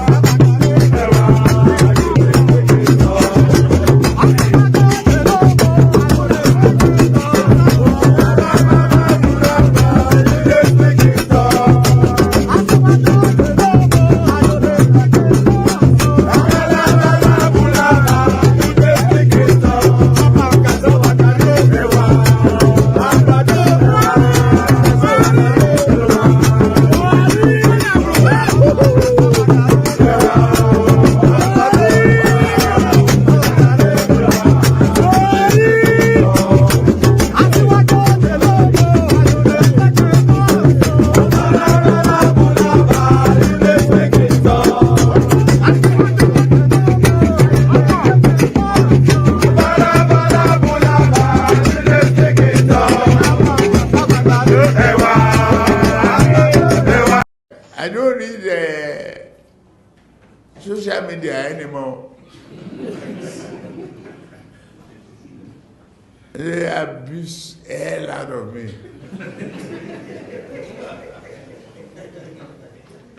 If I read it, I get high blood pressure. I get angry. I don't read it. So, if I want to hear anything, my children or any of my workers will tell me, this one say this one. If I'm tired, I say, please, forget it. Let the poor breathe. Don't suffocate them. We have that responsibility. Anyway, my time is running out, but I want you to listen to this guy, the Hamas in Nigeria. This guy is a threat to me because I believe those who have his ideology, they will not hesitate to kill me. And when you see people like this who are taking pictures, these terrorists, taking pictures with people in Nigeria, look at their faces. These are their contacts in Nigeria. They are meeting their contacts in Nigeria. And whenever they have to organize any terror attack in Nigeria, they have those that can organize them in the name of their Allah. So when I look at people like this and what they believe in, I consider them as threats. And since Nigeria cannot protect me, it is better I raise alarm. And this alarm is also for you who are also Muslims in southern Nigeria. To them, you are just an infidel that can read Quran. They won't blink twice to slaughter you. I mean, it won't be the first time. Now, this is the guy on Nigeria National TV, Channels Television. Legal right to fight against him. As people everywhere. So the justification is because of the justification of the attack. The continuous violation against our people. But does Hamas regret that attack, staging that attack on Israel? Why you will regret to attack Israel? So there's no regret on that attack of last year? All the time they are killing us. They're destroying us. They're killing our children. They're taking our lands. I think we waited for 75 years that the world should take some steps in order to help the Palestinians. You know why the world, for example, they impose sanctions on Sudan, in Libya, in Iraq, in Syria, and everywhere. Why they don't impose sanctions on Israel? Israel all the time, they believe that we are above of law, above the international law. We are supported by United States. No one can count Israel. No one can stop Israel. We can kill the Palestinians. We can take their lands. We can prevent them from the praying in Al-Aqsa Mosque. They're doing all kinds of crimes against our people. No one stopped them. Because of this, I think that the only option for us now to stop the arrogance of Israel and the atrocities of Israel is to attack Do you still have some of those abducted in that attack with Hamas? Are they still in Gaza or where are they? Look, I want to tell you something. This operation in October 7, it is a military operation. It was directed to the military purposes. We never planned or have intention to direct this operation to the civilians because we as the Muslims, We believe that we should not harm the civilians. And you know, from the first day of the operation, the head of the Gassam Brigade, Muhammad Naif, declared to the fighters, avoid the children, avoid women, avoid the elders, avoid sick people, don't touch them. And you know, when these hostages were taken to Gaza from some people, we give him all kinds of dignity and shelter and protect no one. Nuisance lele. Nuisance lele.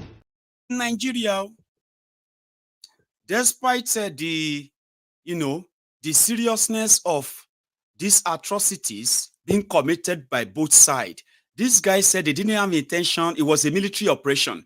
They didn't have intention of affecting the civilians. Then he kind of on Nigeria TV, Nigerian audience, this guy was telling them that yes, we kidnap people. Of course, we took civilians as hostages, women, children, okay, including elderly people. We took them, yes, we did, but we treated them very well because in Islam we are not allowed to touch civilian. But in Nigeria, your murderous jihadists, in the name of Islam, in the name of Allah, they are murdering women and children, raping them, kidnapping them, and they don't want anybody to say they are. No, no, no, don't say that. That's an attack on Islam. And that is why, as an average Yoruba, you know where they born you, you know your ancestors and your forefathers. None of them came from Israel or came from, what do you call it, Palestine or Saudi Arabia. And the reason why is this. We know the agenda is already agendering, but we will use every platform to alert everyone, including your family member, to balove shuri bruku. Our family alone grab, and your family go grab you. Tie your hand, tie your leg. Come bring you to the public. Say, we don't catch one terrorist inspired by Hamas. The warders now, they are now like, oh yeah, so they are welcomed in Nigeria. Oh, and then you begin to feel like Nigerians are being singled out. Nigerians are being profiled. Your green passport is more or less like your I am here identifier. While these rogues are not putting all of that into consideration. So they flew that agenda in Nigeria, and the guy is a mini celebrity in Nigeria. Are you listening? So if I tell you they have those, they are inspiring. I do know what I am talking about. In one of those Twitter space that they had online yesterday discussing this, and then the consequences of this. This conversation was kind of recorded out of others, shared, and one of them stood out. It is to tell Nigerians, you can continue to cry. Nigeria will be an Islamic country. It's already been designated as an Islamic country. Baba, Bokwari gave $1 million of Nigeria money to Taliban in Afghanistan. How many of you even remember that? How many of you here right now remember that?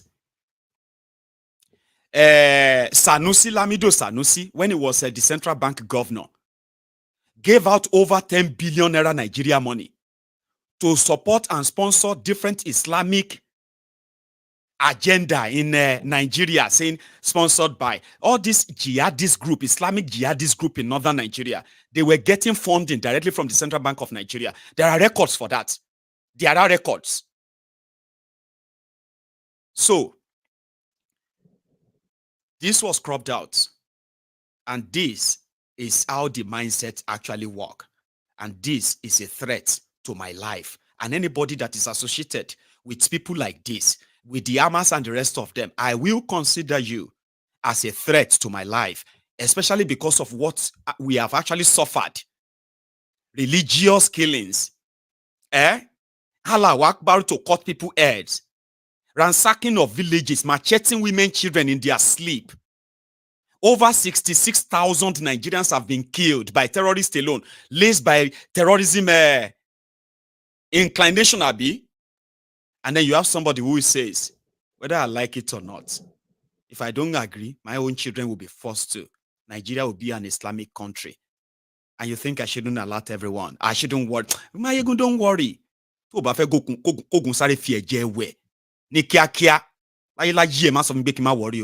you understand? Because you actually need to be worried, even if you are a Muslim. Nigeria is going to happen, and there's nothing that these Labour Party dogs can do about it. Simple. We control the army, we control the navy, we control all the military, we control the executive, we have all the guns. Let's be real. Is it you guys? Is it the Igbos? Get the fuck out of here. The Igbos are trying to do their little insurgency. They can't even get that shit off the ground. Get out of here. All right? The Islamic Republic of Nigeria is going to happen, and there's nothing you are going to do about it. You think the Muslim ticket, that was just the start. Soon it's going to be a Muslim country. Arabic and Hausa will be the official languages of Nigeria. We're not speaking our colonizers' tongue anymore. Bro, I knew you were a goddamn terrorist. I knew you were a motherfucking Oh my God, terrorist. terrorist this, I knew that. I knew you were At a least he said it out motherfucking loud. terrorist. But now you said it out loud. Somebody record that, by the way. When the space is over, record that. Nigeria. Àtisebo, àtiṣetẹ́, àtiṣetẹ́, àti ń parọ́ tipẹ́, àtiṣetẹ́, tìtó òdìmú òdodo òsì mọ́, àtiṣetẹ́, òtìṣetẹ́, kágbádé fálárè, àtiṣetẹ́, kágbẹ̀bí fálárè, àtiṣetẹ́, adájọ́ ń parọ́ torí owó, àtiṣetẹ́, àtiṣetẹ́, òtìlú ń parọ́ nítorí ipò, àtiṣetẹ́, àtiṣetẹ́, èdò gbówó mi ń tẹ́, àtiṣetẹ́, àtiṣetẹ́, ètìṣetẹ́, àtiṣetẹ́, ìjà ń jà aráàlú, àtiṣetẹ́, àtiṣebo. So those of you might be kind of, trying to say, but that didn't sound like an American. No, it sounded like American. No, it didn't. It sounded like this or that. Don't worry yourself. When you want to make such empty threats, because you have been made to believe that it will happen. Since Babangida added Nigeria to the Organization of Islamic Countries as far back as 1990. So do you think the children that grew up knowing that Nigeria is a member of OIC, Organization of Islamic Countries? Baba, do you see why you should never forgive some of these Olori Buruku Agbayas, all these elderly useless people that are telling you that you are impatient? Majority of them, I don't know, they did absolutely nothing. They probably just read the news like, it's all right, it's all right. Nigeria is not an Islamic country. Nigeria is not an Islamic country. But there are those who grew up believing that it is. Do you see the conflict of interest here now? Do you see why we need to break the whole shit all up? Because if you are believing that Nigeria is Islamic, and I'm telling you that it's not, I'll ignore one to real. So it is better everybody just go their separate way to have their Nigeristan. So that all of us can go have a better place where it has nothing to do with religion. Do you understand? But that people don't believe that Nigeria is an Islamic country. You can, imagine a country where you have Igbos, a country where you have the Jaws, where you have all of these people that are like dominantly, not Muslims. And you said they are minority in Islamic country. And you say, make Oguno finish you. Anyway, like I said, it is easier to change your voice when you want to make such empty threats. And there is this usual saying, we control the army, we control the police, we control kiniko. Baba, the same army you control, the same this and that you control, and the rest of them, right? Sponsored terrorists are chasing them away. Not even to fight to defend themselves. They are chasing them away out of their back, killing them like flies. And you think people who don't want to be Islamized, those who don't want to be under the rulership of a jihadist, Hamas and the rest of them like that, you think your military and police that you said you control. What kind of delusion is this? But it's okay. That is why we need that education. We need to educate ourselves to first understand the danger around us. And then we can learn how to respond to them whenever they actually really pop up. Stay woke, you. Stay angry, you. Because your anger will be judiciously, positively directed. All of our angers will be judiciously collected and positively channeled, and all these terrorists and their sympathizers, they can have their Nigeristan when the moment is here. The moment is probably here already. I don't know if you are ready. I'll leave it at that. I want to go and make myself another cup of tea. This one is empty. And I will take calls tonight. So if you are still with me before you leave, or if you are leaving, take a moment and like the broadcast, okay?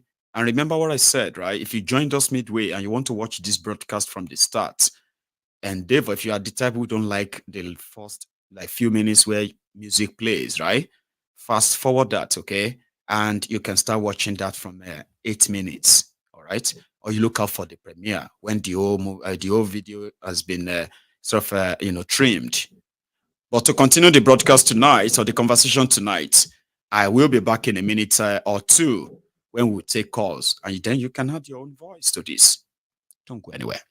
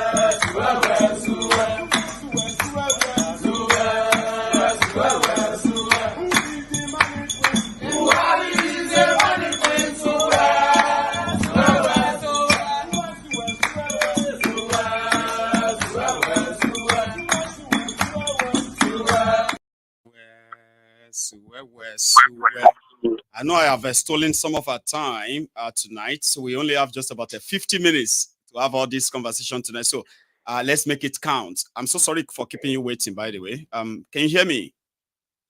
Yes, I can hear you. Oh, grand. How are you doing tonight or this afternoon? I'm well, Maiyegun. My name is S. Dot inside the chat. Okay. Did you I say just S have very Esther. S. Dot. Oh, S. Dot. Yes, S. Dot. Right. Yes. Okay, please. I was born abroad. I don't have much to say. Just a sincere thank you, because this is how all of us born abroad who weren't connected gets connected. Thank you so much for what you are sharing. Thanks so much for being part of it. Yes, sir. Thank you. Well, that is it. I know there's not much time. Just wanted to give you my sincere thank you very much. Like straight to the point. Yes, thank sir. you very much for all the support as well. Okay. And Yes, then sir. yes, we are all in this together. You have a good one. So that's brilliant. A lot of people have I've got that.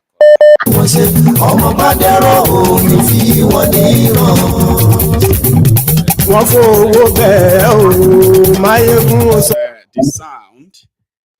Just give me a moment. I think I do have another caller, but the song will keep popping up.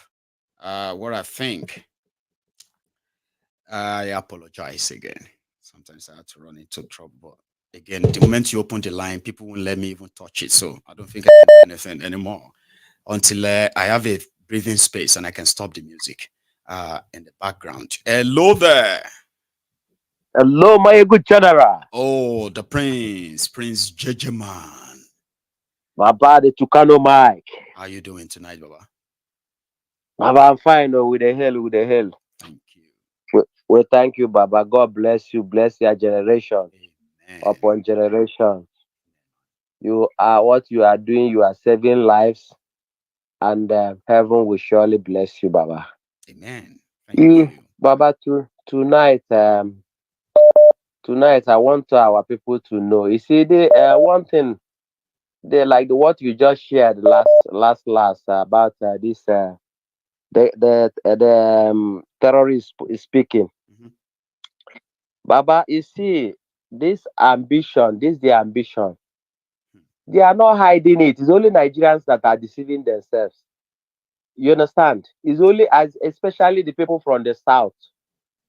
They are the people that are deceiving themselves, believing that they have a country called Nigeria. Being politically are you getting correct. me? Mm-hmm. They are not hiding their intention. Zulum, or what you call it. Mm-hmm. Is it not this 2024 that is graduating the so-called repentant Boko Haram? I know. On your screen is that one that is wanted by his own country in India because of his terrorist views, trying to indoctrinate young people in India to Islamic terrorism. When they wanted to arrest him, he ran away, and he ran to Malaysia or so, right? And those ones were also considering withdrawing his asylum. In Nigeria, he was given a red carpet. Nigeria is their headquarters now. You understand? Nigeria is their headquarters. Is their safe haven where all of them are running to congregate. Maiyegun General, you see, if you're in this 2024, after Buhari, who is their chief recruiter of repentant Boko Haram, if this 2024 that Buhari is no more, the dead Buhari and the impostor is no more in the scene, and the Tunumbu before his own eyes, they are still giving indigenous card of different states to all these terrorists, and they are recruiting them in all over security in agencies Nigeria and all that. Exactly. In Nigeria, what is their intention? The intention is to make sure that they weaken all the armed forces in Nigeria. That is the intention. From within. You understand? Yes, that is the intention. So Maiyegun, you see, our people are deceiving themselves. The earlier, the better you wake up and know that Nigeria is a cover. This what they call one Nigeria. You don't hear any one nation anywhere. It's only in Nigeria. That is to tell you that the country itself is a fraud, is a scam. That's why you always hear them from the north. This is their slogan: one Nigeria, one Nigeria, one Nigeria. You understand? Thank you so much. Baba, go on. Quickly, we're managing the time. Our people, yes, in 1 minute, let our people wake up. Let everybody identify your ethnic nation. If you are 1 million in your region, is enough to form a nation. There is some nation that is not up to 1 million. Malta is just about in the world. 550,000 people. Malta. God bless you. So that's there we are. That's why it's only Biafrans that knows what in them want. That's why we are keeping silent in this their protest. Are we protesting for Nigeria, to have Nigeria, or to restructure Nigeria, or to save Nigeria? No, Nigeria is dead. All we need is Biafra. IPOB is Biafra. Every Easterner is Biafra. Thank you, Maiyegun General. God bless you, the Prince. Thank you so much You too, for Baba. always. Here is another caller. Hello there. Hello, good evening, Maiyegun. Good evening, ma'am. How are you? I'm fine. Actually, today is my first day of calling. I can tell. Yeah. Thank you. I'm very so much, happy. Go on. Thank you. I'm so happy I got you today, and I thank you for all you are doing. You are really doing a great job. You are making us to understand how the system should be run. But tonight, I just want to speak from a different dimension. Please share, ma'am. Quickly, talking about the citizens. We know how the Nigerian government rules, how they do their things. They don't care about the citizens, their impunity, and their corruption all over the place. But the actions, the contributions of the citizens is what I want to talk about. You all see what happened at the 2023 election, both in Lagos State and all over Nigeria.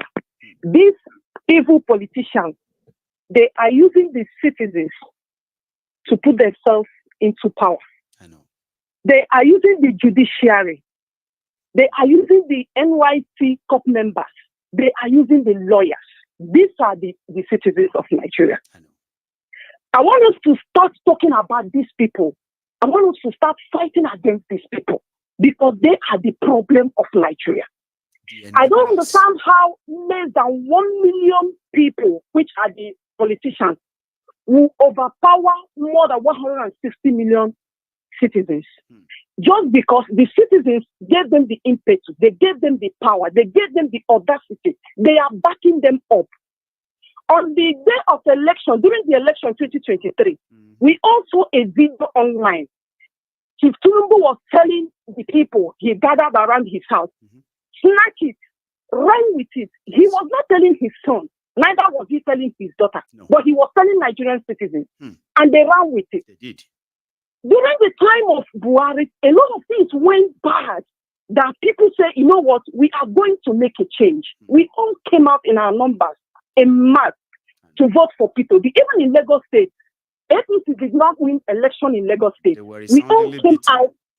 Yeah, we all came out to vote for P2B. We are not voting for P2B because it's an Igbo man. But we voted for P2B because he gave us hope. That he told us something.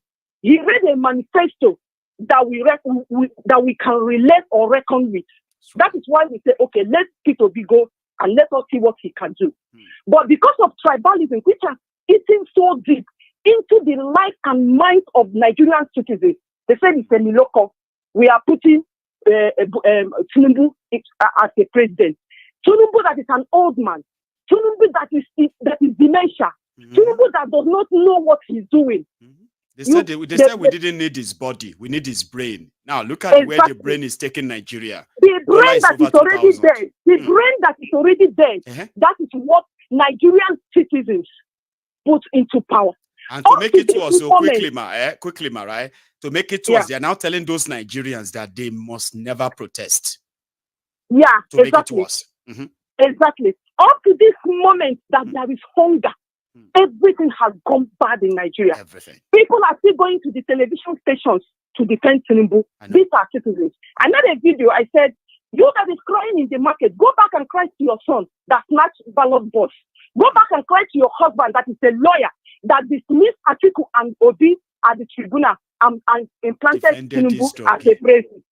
So we need to start fighting against Nigeria tribunal. We need to start fighting against the lawyers, the professors, that when they come to the election day, when they are calling results, no professor in Nigeria will stand and say 23,366,720. They be calling 1, 2, 3, 4. At a point, I asked myself, I said, when we were growing up, we were told that professor is a person that is well read.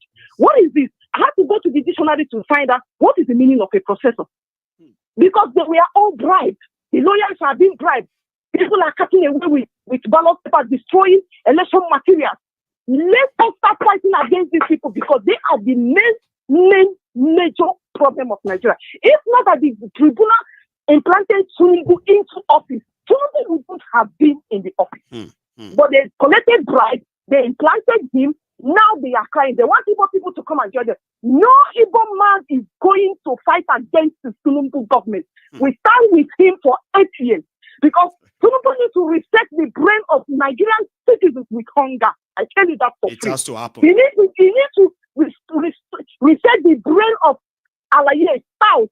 Those people that collect 2,000, 1,000. Those people that when they are still on blog, so go to blog. They are still on blog defending these people with borrowed data. They are still on blog defending these people with hunger in their stomach. They are crying. They think they are doing it, but people man must always survive. Let Tinubu bring it on. We want the dollar to be $1, 10,000. Yeah? I'm telling you. Hey. Yeah. So we die here. That's the situation right now. Like we die here. Nothing must change. You leave him.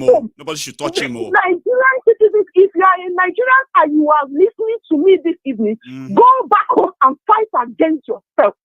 Because you cannot tell me that less than 1 million people that call themselves politicians will overpower over 160 million citizens in Nigeria if you did not give them the power. If you did not give them the impetus, the strength, the audacity to do what they are doing, go back to the drawing board. And the only thing that will take them back to the drawing board is this hunger. Reset. Yeah. See, Milady, thank you so much. I don't know why I've not been lucky to hear from you or this while, that this is the first time. I hope the trick you used tonight will work next time. I want to hear more from you, ma'am. Thank you so much. Thank you so much. Thank you so much. I appreciate it. Thank you. Thank you. So you see, in case if you don't know, a lot of people who are completely done with Nigeria and the shenanigans of the Nigerian ruiners, right? They believe that this probably is a great reset. You know what is called a great reset? Great reset can happen through economy, and then it will eat everything that it's not just Tifnum that is going to go down. All of the component parts of this fraudulent establishment is going to be affected and uprooted. Okay, that's what you call the great reset. Some believe this could be the great reset. Others believe that no, there will be great reset after 8 years. There's no great reset in 10 months. Maiyegun, I'm like, 8 years. Yes, Maiyegun, 7.5 years to go. It could do. I have a caller. Hello there. Maiyegun. Good evening, bro. Good evening to you. Today, this last stage on your program today, if I'm telling you now, my body is shaking. God bless you. I'm shaking. I was triggered too. Like, what is this? Not even because of, I'm not even thinking about the country anymore or the politicians anymore. From what JJ Man said, I'm beginning to see the picture. I'm beginning to see this evening. I can't even hold myself. My stomach is hurting me now. For me to see Hamas in Nigeria. What's the connection with Hamas and Nigeria?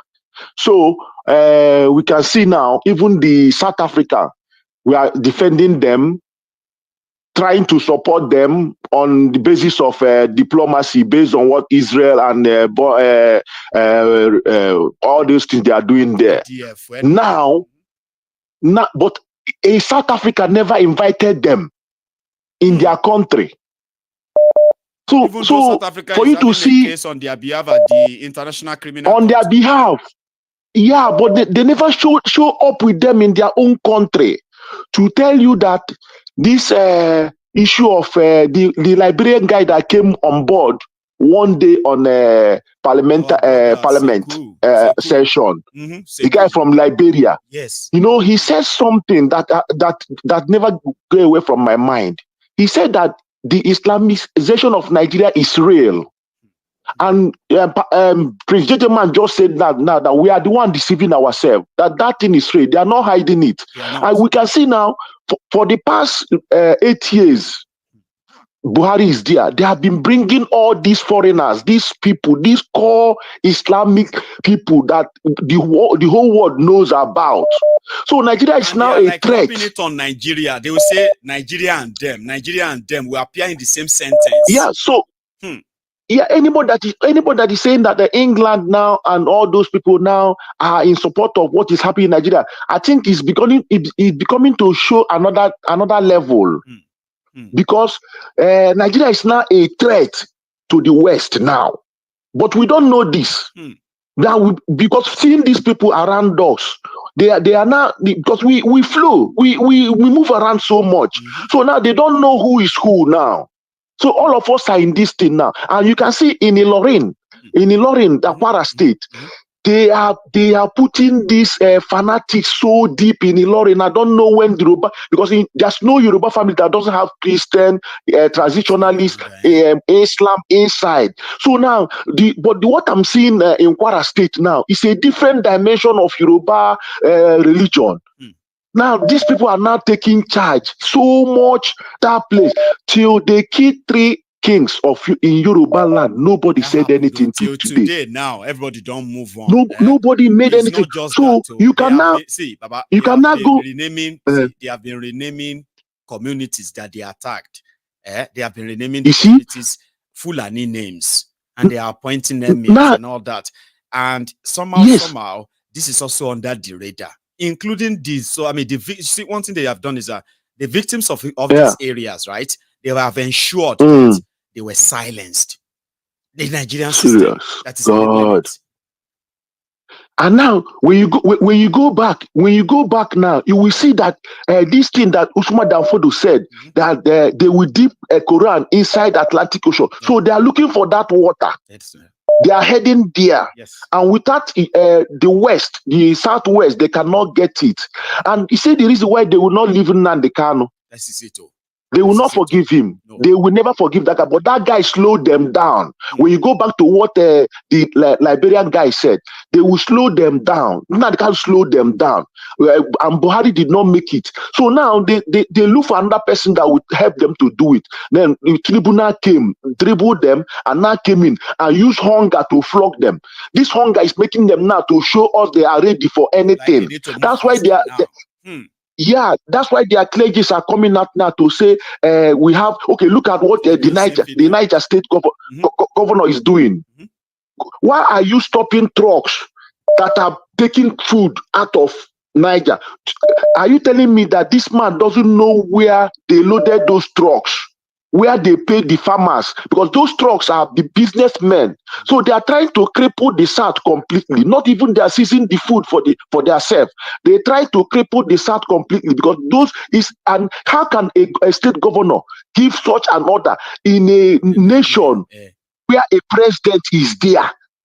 Who is he to stop a truck moving from one state to other? Because in fact, since I saw these white guys and the way this guy is talking to Shehu, you see, they have the authority already. And from the one you showed, feel at home, like they feel at home. And the one you showed in Twitter, the guy that was saying that they have the bullet and the gun. I wish my Niger Deltas where this oil that is giving them all this money. They will wake up. When they wake up, there's only one bomb. Cut the pipeline. They eat their bomb and guns. But like you said, Nigeria can never be Islam because it cannot work. It's not going to happen. Like, it cannot work. It's not going to work.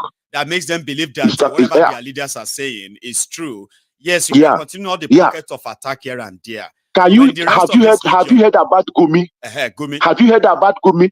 And whenever I would watch now, if you're watchful, watch anytime Vice President is talking, because they are disappointed. They were thinking that Tinubu will die in the next 2 months after the election.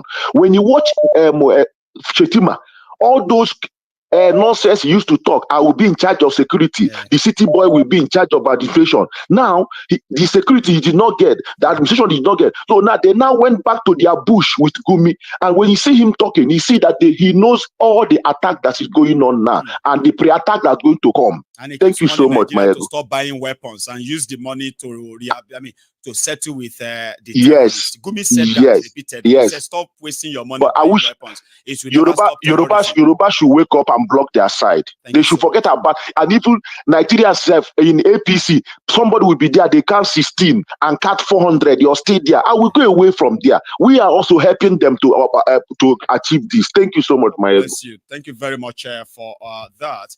Again, if you are still with me, remember, you can still like the broadcast, okay? While you are trying to get through to be part of this chat tonight. So give me a sec. I'm trying to get everybody on as much as possible. So I think I've got another caller. Let's try that. Hello there. Good evening, sir. Maiyegun Baba. Good evening, brother. How are you tonight? I'm fine, sir. So. Yeah, so Nigeria, you know, we have two constitutions ruling Nigeria. The one in the north and the one in the south. That's right. I was I have experience. I school in Kano. And if you go to Kano, you can only have church in where the sinners are. That is in Sabongeri, Badawa, and there's another place. Those places they refer to us as sinners. That is where you can have church in Kano. And a federal university that is 40-something years. Maiyegun, can you believe that there's no cathedral, there's no church in Bayero University? You can ask and confirm. It was completely not allowed. Not because nobody. It's not allowed to have, yes. It's not allowed to have a cathedral in Bayero University. So we did our church in the class, and weekly activity in the football court, in the basketball court. Then you carry your instrument to security post. That is how we did it, and I left the place. And you have to even be very careful in those times what you say, or else you may upset some people. I can't come and attack you. I can't remember when I went to church with a Bible, because seeing you going to church with a Bible is dangerous. So we already know the orientation has been given to us, and we already know. So the issue in Nigeria before you continue, right? Before you continue, you know, one thing that really gets me very angry, is that a lot of us know that this is actually the reality. Then you will see somebody who is a Muslim from the south, and they will come quickly because they want to defend this nonsense. They will quickly come and say, "No, you are lying. You are lying. There is another church that is not in Sambogeri in Kano. There is another church. There is a cathedral in Bayero." This is them trying to make, because what you are saying is about inequality in a single country with two different rules, right? Instead of them to see it that way, they will see it as an attack on their Islam, not the people who are administering the Islamic religion up north in a country that was supposed to be a country of Christians, Muslims, and everybody, right? But they have done it in a way to make everybody believe that Kano, Sokoto, they are Islamic places. You cannot just come and start your church. That's against Islam, and everybody knows. Go on. Let me even confirm what you said. So while I was mobilized to Ondo State for my NYC, in the lodge where I was, it was a fasting period, and I was telling my lodge mate that I pity my Kano people now that now you can't get food. You can't get food anywhere. There's no restaurant that will sell food now. That will sell food now. And one Muslim from Kwara State, the call member, he said it's a lie. And we have to call my friend. And my friend told me that now there's no food in Kano. I told this guy, I schooled there.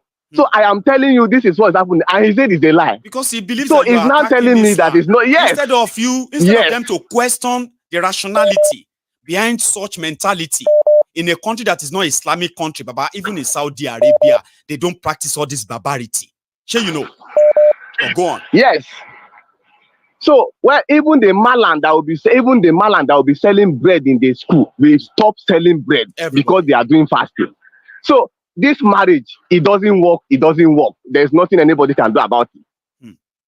In fact, one of the ladies that said that this hunger should wire us more. I support that idea. Even me, I want something that will push me out of my room. That will stop. That I will join the any protest that will be coming up. That you will no longer have any excuse or reason why you say it's not my business yet.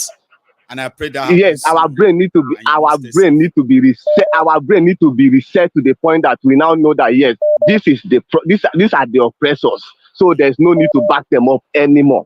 Good governance. So that is my contribution this night. Tribalism, religious fanaticism.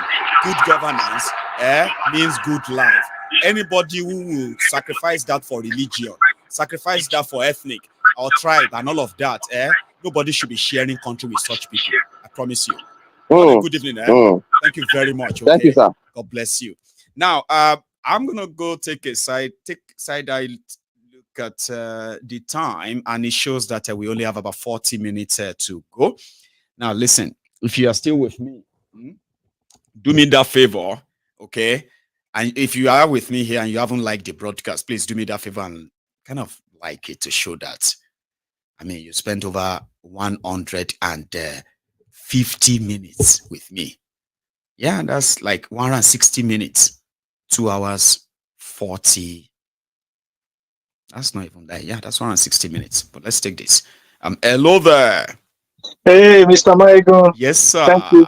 How are Thank you so much. Today's program was really, really interesting. And thank you so much for the role you play. History will never forget you.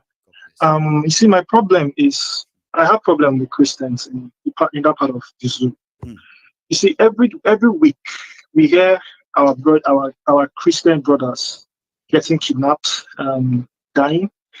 The next Sunday, all they do is dance. They don't even mourn. Like, they just forget everything. They don't even talk about it. And yes, we claim we love God. We serve God.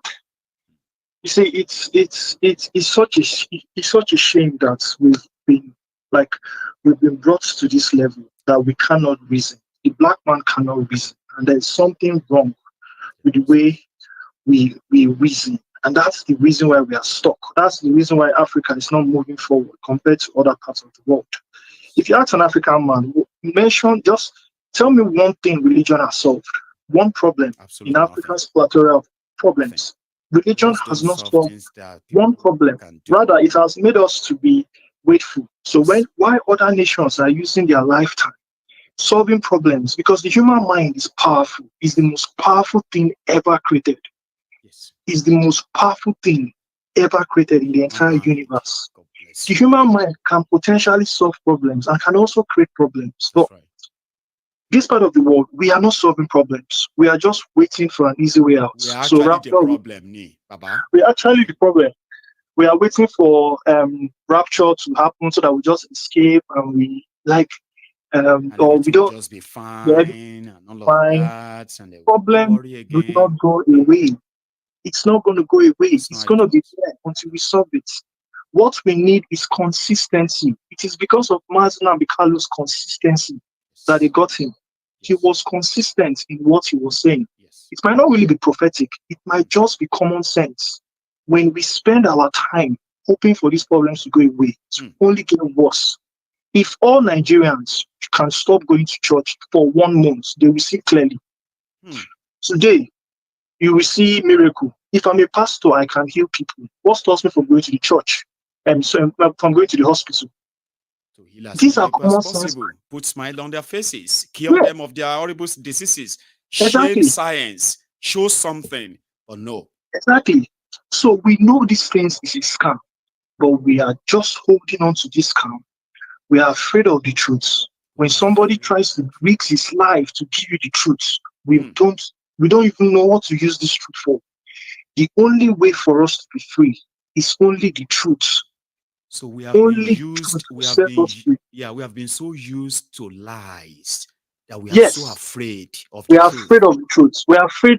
People are like, oh, if this truth comes out now, so all my beliefs, my brother, if we keep on waiting, oh, Jesus is coming soon. This is the same thing the next generation will wait. We will tell the next generation to wait. They will keep on waiting. They will not solve one problem. Nigeria is a key. This is why it's very important. The world has to pay attention, including Nigerians themselves. Your destiny, the destiny of Nigeria, is to free Africa. Don't let religion blind us. Let us see clearly. If Lord Lugard never came to Africa, are we what are we going? Or if the missionaries never came to Africa, where are we going to go to heaven or hellfire or this or that? People serve God because of where they will end up in afterlife. The reward they were promised. Yeah, the reward they were promised. So if you take away that reward, they will not serve God. That means you don't love God. You should serve God because you love Him, not because of the promise of heaven or hell. This earth is important. We've not seen the heaven. Nobody has seen hell. No. Nobody has seen heaven. No. Why are we thinking this one we are living is not important? Let us start to think. Thank you, Mr. Maiyegun. God bless you. Bless you too. I'm amazed. Thank you very much for sharing that with us this evening. Okay, you have a wonderful evening, even if it's afternoon over there, Baba. God bless you. Thanks a lot. Now, that's a wonderful piece from that my caller. It seems that my callers are not really bothered about mentioning their names or whatsoever, but I love it. They have all been going straight to the point as they feel towards all of this. Here is another caller. Hello. Good evening, sir. Maiyegun. Good evening. Is that you, Idris? Yeah. Yes, sir. Yes, sir. Yeah, fine. Thank you very much, sir. Yes, sir. I want to speak pertaining to this religion of a thing. I don't know. There are some instincts in me that I do ask myself that what is the purpose of religion? Because to me, I read deep about religion, and the meaning of religion is acting good to my neighbor. Because I believe that church and mosque, they are just a place of worship. But the way I can relate to other people, that is the true conscience of me. And the last person spoke something about, have we gone to heaven and have we gone to hellfire? No, we've not. It is just the scripture that was brought to us that shows that, oh, this is how heaven and earth is. But why don't we just do good to ourselves in this life? Because in the Quran, it says that some people that you think that they will even go to the heaven, that be it these religious people, that you will see them at the hem of hellfire. Why those people that you don't even believe that they are even going to you've even seen that, oh, this person is a bad person, and you see them in heaven. So I don't know why these are our religious people. They keep preaching. They should preach what we need. That has to be to do the right thing, not like before we being propagating. What people should understand is this: religion, which has now become the opium of the poor, have a history of deceit, barbarism, threats, and so many other things that, including coercion. The first slavery ship that took slaves out of Africa was named Jesus. So, however, for those who have reformed religions over time, religions have now become a sort of a contact point. I mean, sort of a contact between you and your supposed creator. And that is where that comes to that part where you said your own belief of a religion is, whether Christian or Muslim, is your kindness or goodness to your neighbor. That's what describes you, for whether you're a Muslim or a Christian. But above it all, it seems the society in Nigeria have lost all of that. People just have, I think people are just religious, but they are not godly. They are ungodly. Idris. Exactly. That is just. You've said it all. That is exactly what is happening to us in Nigeria. This is why if you carry bell now, you say a change. Just to remind people. But it seems that the situation has gone beyond that, Idris. You cannot help. Okay, now we are saying Muslim tickets. Now Tinubu and Co. They are, to me, you only see them probably on one occasion, probably in the mosque, and that will be only the Jumat service. And whenever you see this Tinubu, you just see him sit down. I don't see him as a religious person, but you all down to the tune of Muslim tickets, and now it is affecting everybody, even the northern Sharia, the Sharia people. It is even affecting them the most, because the Almajirism is even being propagated more in that place. Now in Nigeria, in the south, if I probably these people, they can't, these Hausa people, if I had to lead congregation, they can't allow me as a southerner to lead. So in the south, in Yoruba land, in the south, you cannot lead the congregation where the northerners are going to do this. Well, you see that thing keeps people keep saying that, And I just don't like to sort of in any way argue it because I may not understand it fully. Idris, when I was growing up in Odogbolu, our chief imam, Ojulari, Chief Imam Ojulari of Odogbolu Central Mosque, he will lead prayer. Another Yoruba Ijebu person will lead prayer if the chief imam is not around. But do you know something? Hausazo, Yorubazo, Fulanizo, everybody will line behind him. I was a kid. I was a Muslim. My name is Abdul Rashid. I practiced I practiced Islam when I was growing up. So I had never seen those discrimination in my life. But when I heard people and I saw videos, Baba, it was a cultural shock for me. Now you are saying it, that in the South now, you can only do Hausa this, you can only do that. But when I was growing up in the 80s, early 90s, as a little boy, that wasn't a thing. There was no Muslim, Northern Mosque, Hausa Mosque, Fulani Mosque in Odogbolu. We all pray in the same place. But anyway, you are just confirming that now, and it is real, is it? It is real. It is real. That is exactly what is happening. So, to me, for this country to break, we need to eradicate that religion of a thing. And all these pastorpreneur and the imampreneur, they need to keep quiet. And if they want to say the truth, let them say the truth. They shouldn't be afraid of speaking the truth, and that is why your platform is open to hear the truth. No, I can't hear the truth from the mainstream media in the Arise the channels. I can't hear the truth.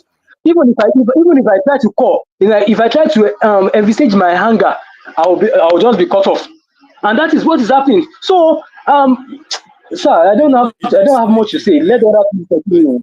Thank you very much, sir. Very much for adding your own voice as well. Okay, you should have a wonderful evening. I'll take my last call tonight, and we are all going to call it a night after this. Here, hello there. Hello, sir.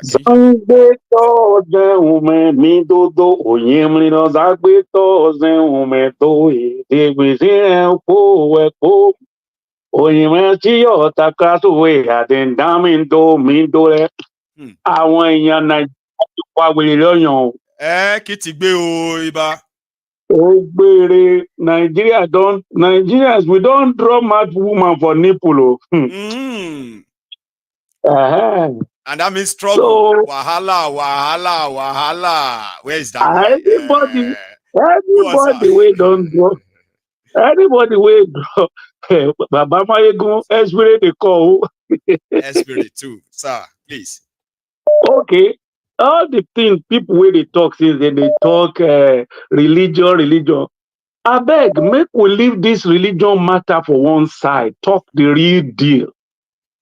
Because if people want to talk religion, they did two different ways than they talk this matter. Abi, the person where advise Moses not be African, Jethro not be African, does that change many black people to become religion? This matter, we know they talk about religion matter. The people who bring religion, the people who receive, and now how far information where they get, and then they feed people. Other people don't go beyond that information where some people still there. Make we go, because one of the problems that is causing that we are insulting religion today, people don't just want to talk. Now the abandonment of young generation where they abandoned many years ago, 45, 50 years ago, where they know they train them from when they are small. Because they don't get tithe and offering. Now then don't become social media bandit against Christianity today. More will leave that matter there. Now the people where they in the church supposed to get their head together and train up children, because other people are training children. They need to reinvent them head and give them what to do, train them in the ways of the Lord. Most of the things we are against today, not be Jesus teach the people the thing where they do. People should look at Jesus and look at what the person is doing. Many people, when they blame Christianity, they blame one religion, blame the Baba, they blame this today. Now, because then themselves, now waiting then they look for in the church, make them stay there. Now God said make them stay there. Somebody said if there is no reward promised, majority of them will never enter anything to say they have. No, they are not. My brother, if you know God by yourself, you know if they tell you lie, they bounce like football for body. You go know say then they tell me lie here now. You need to move. Some people say now because they won't belong to a brand. It takes two to tango now. Abi, it takes two to tango now because wait till they find now you go carry you go the place and you said no one leave. Did God ask you to stay there? Then work out. Go face God by yourself. God will answer you. When most of us they abroad, how many of us go stay? Not be God, you face God by yourself and you were answered. And we are still facing. So make we live. I beg, or because if you want, some people say that moderate Muslim. Which moderate Muslim don't ever condemn the jihadist Muslim before? Now strategy. They know what then they do. Some people go behave well to win some people, and you can never see a moderate one condemning the jihadists. Now their plan be that all this, food no day. These people they don't already plan a long time. They have a long-term plan. Now we know they wake up. Where would they dance? The way would they go up and down? So now we go find how we go come out ourselves. But now hunger don't come down. Anyway, everybody is trying to figure out how they're going to climb out of this crab bucket. Yes. Because when I was in Dubai, in the year 2000, Walai, they forced me to take 25 fasting. Me, where be Christian. No food you can't eat on the road. So Moko leave that matter, Moko face the matter where they ground now. Yeah, Abba? So Nigeria is not. But what they are in that point is that you see, religion would have been made able to do their thing. But you said something. You said Nigerians themselves, they set themselves up to be scammed and be deceived by these people we see today. So we cannot continue to blame these pastorpreneurs without blaming all this flock of people enabling them. Sure, you understand now. So what people are just pointing out is, what they are pointing out is that, listen, you could follow all Sharia laws in Islamic countries, right? But in Nigeria, where it's not Islamic country, right? In a part, they have this Sharia law in the northern Nigeria. And they also, like, unwritten code that Sharia law is bigger than Nigerian law, okay? So, now they be, not be so, you know what I mean? Not be so Britain self don't they fight them now. Because now so them be, they are bunch of liars. Not be them talk say, it is inside Quran that Allah is the greatest deceiver. Then go show you say now black, all of us now the same thing. Not before I was born, I'm gonna be 60 this year. Now only Hausa people they carry knife waka for Nigeria. That one na law. So I bet those things you allow one person to the carry knife. If you keep person, he go free. They say you provoke. Then will say you provoke him. So we begin to encourage our people, because let us talk about solution. Because now hunger, now in day down now. As hunger, they unite people together for family. When they see each other, they talk. Now, the same way hunger, they unite people when dead body don't happen. When person die, dead body go. When dead body come, all you people go unite now. Now it make not the hunger and greed go make middle class people gather themselves together. Can they go form political gathering? People don't know say now hunger, now greed, now hunger go make person now. Greatest reset. Great reset. Now person. Now hunger, now make our life don't become sachet life now. Sachet milu, sachet milk, everything sachet. Now,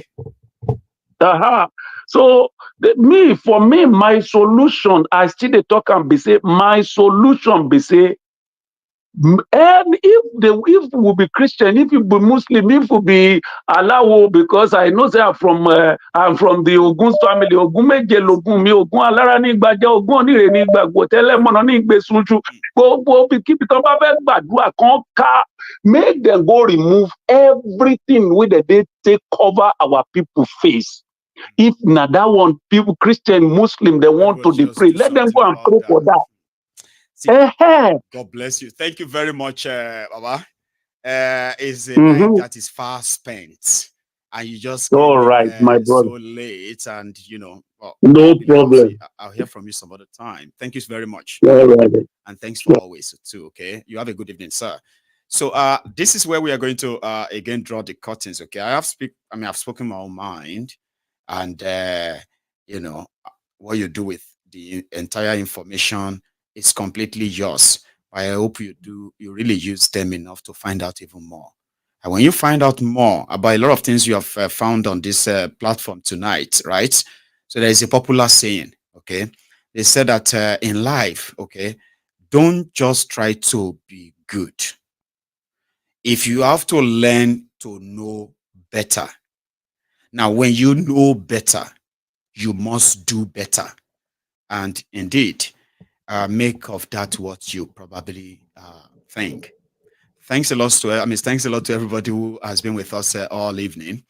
My new member, a gold member, as well as everybody who actually dropped their own offering, like in the broadcast. I will see you some other time. All right. Tomorrow in the afternoon, I'm going to be in the studio, and I'm going to kind of open the line. So I'm going to take I'm going to be taking calls. All right. Take requests and all that. So if you are probably up between 11-12 in the afternoon UK time tomorrow, you can possibly join me in the studio. But apart from that, I will see you some other time. Good night.